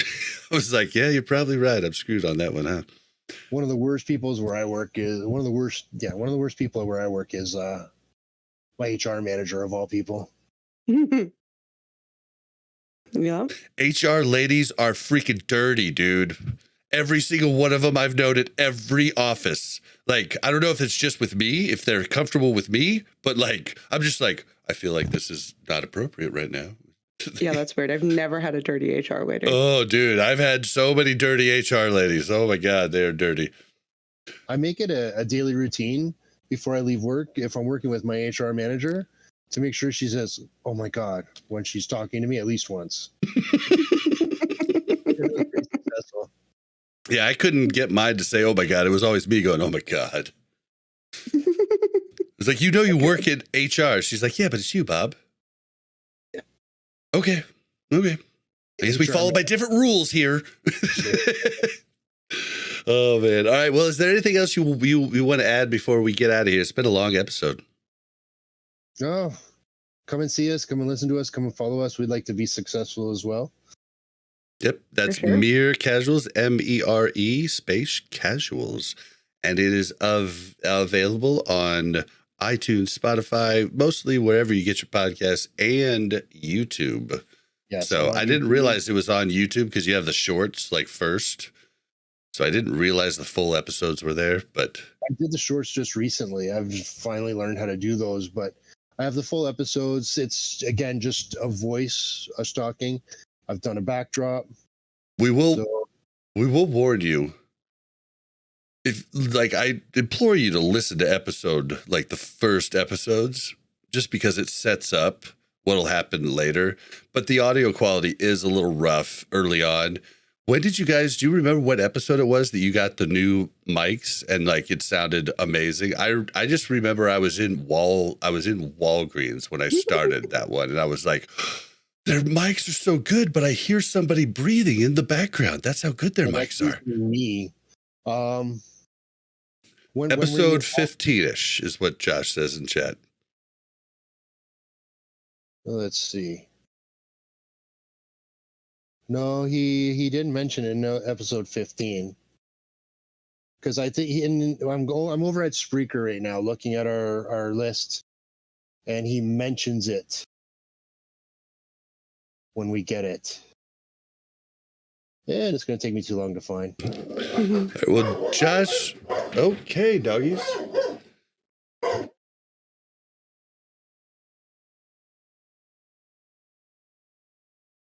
Yeah. Sorry, yeah, the dogs. Hey, guys. And this is why I don't have animals. Oh, you got to. They're so worth it. But yeah, so if you are by chance turned off by the audio quality, then just check out one of the new episodes. They have it all going good, and it's a really good podcast, guys. I implore you to check it out. I think you will enjoy it. There's people that are sweaty, super sweaty people that did everything week one in Ulduar and still love this podcast, even though that's not what we do. So implore you guys to check it out. It's a good show. Real quick, sound quality really that bad? Huh?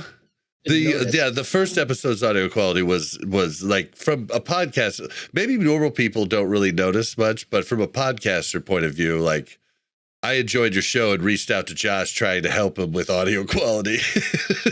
I reach out. I'd like to thank you for calling me normal, by the way. Thank you.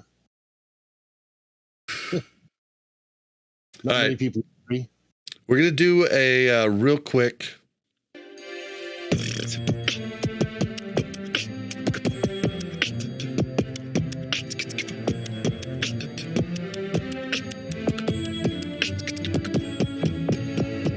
Ladies and gentlemen, this is our add-on of the week.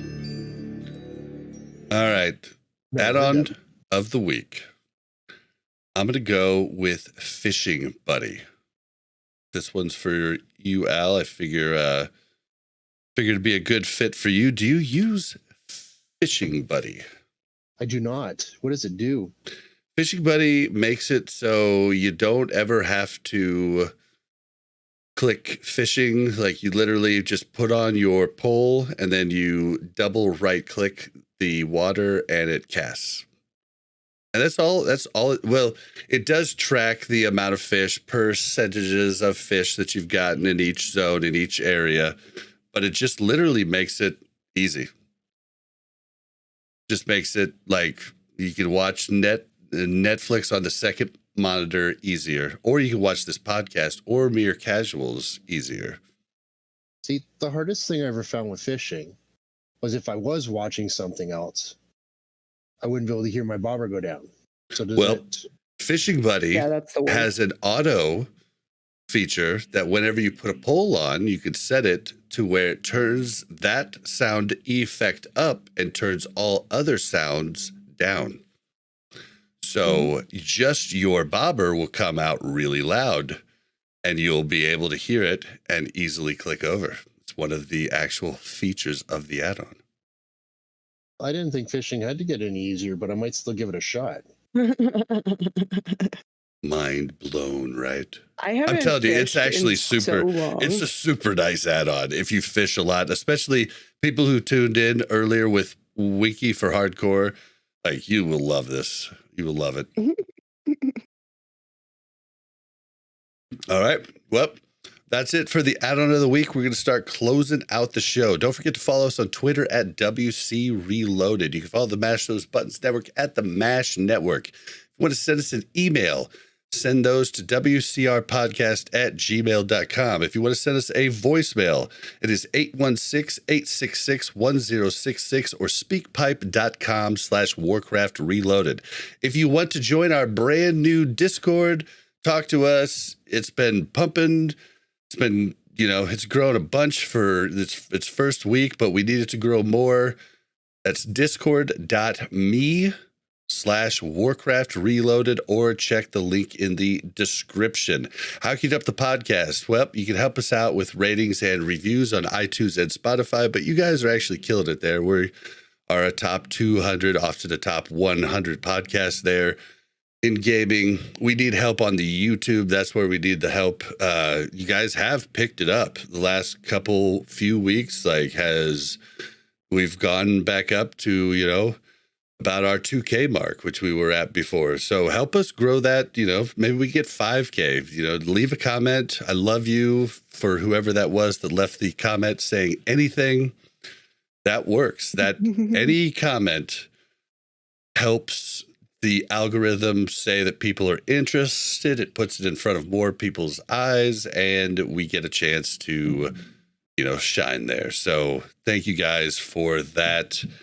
And I think that's gonna be it. Am I missing anything else? What do I do?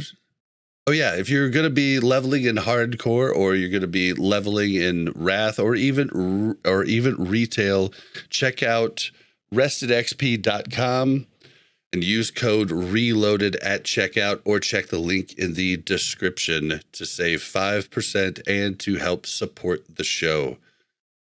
Mel, where can we find you? You can find me in Discord or on Benediction. That's about it. Awesome. And where can we find that Discord? Discord.me/Warcraft Reloaded.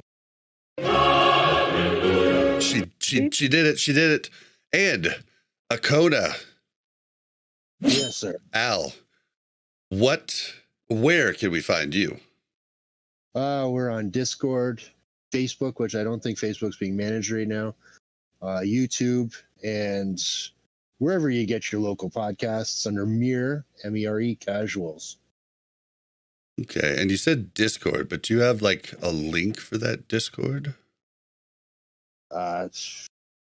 Possibly. But all right, we'll have Josh send me one, and I will put it in the show notes of the show, guys, if you'd like to join the MERE Casuals Discord. I think he sent me something earlier, but I don't see it. As long as you get it to me by Monday, it'll be in the show notes for everybody to check out. Gotcha. All right, and you can find me on Twitter at Blazin_Bob. That's BLAZZIN_BOB. You can find me on Twitch at BlazinBob. And we're going to get out of here, guys. See you next week. Yeah, thanks for having me. I appreciate it. Yeah, thanks for coming. Bye. Bye. Thank you very much for checking out Warcraft Reloaded podcast. Make sure to like and subscribe and hit that bell so you don't miss any future content.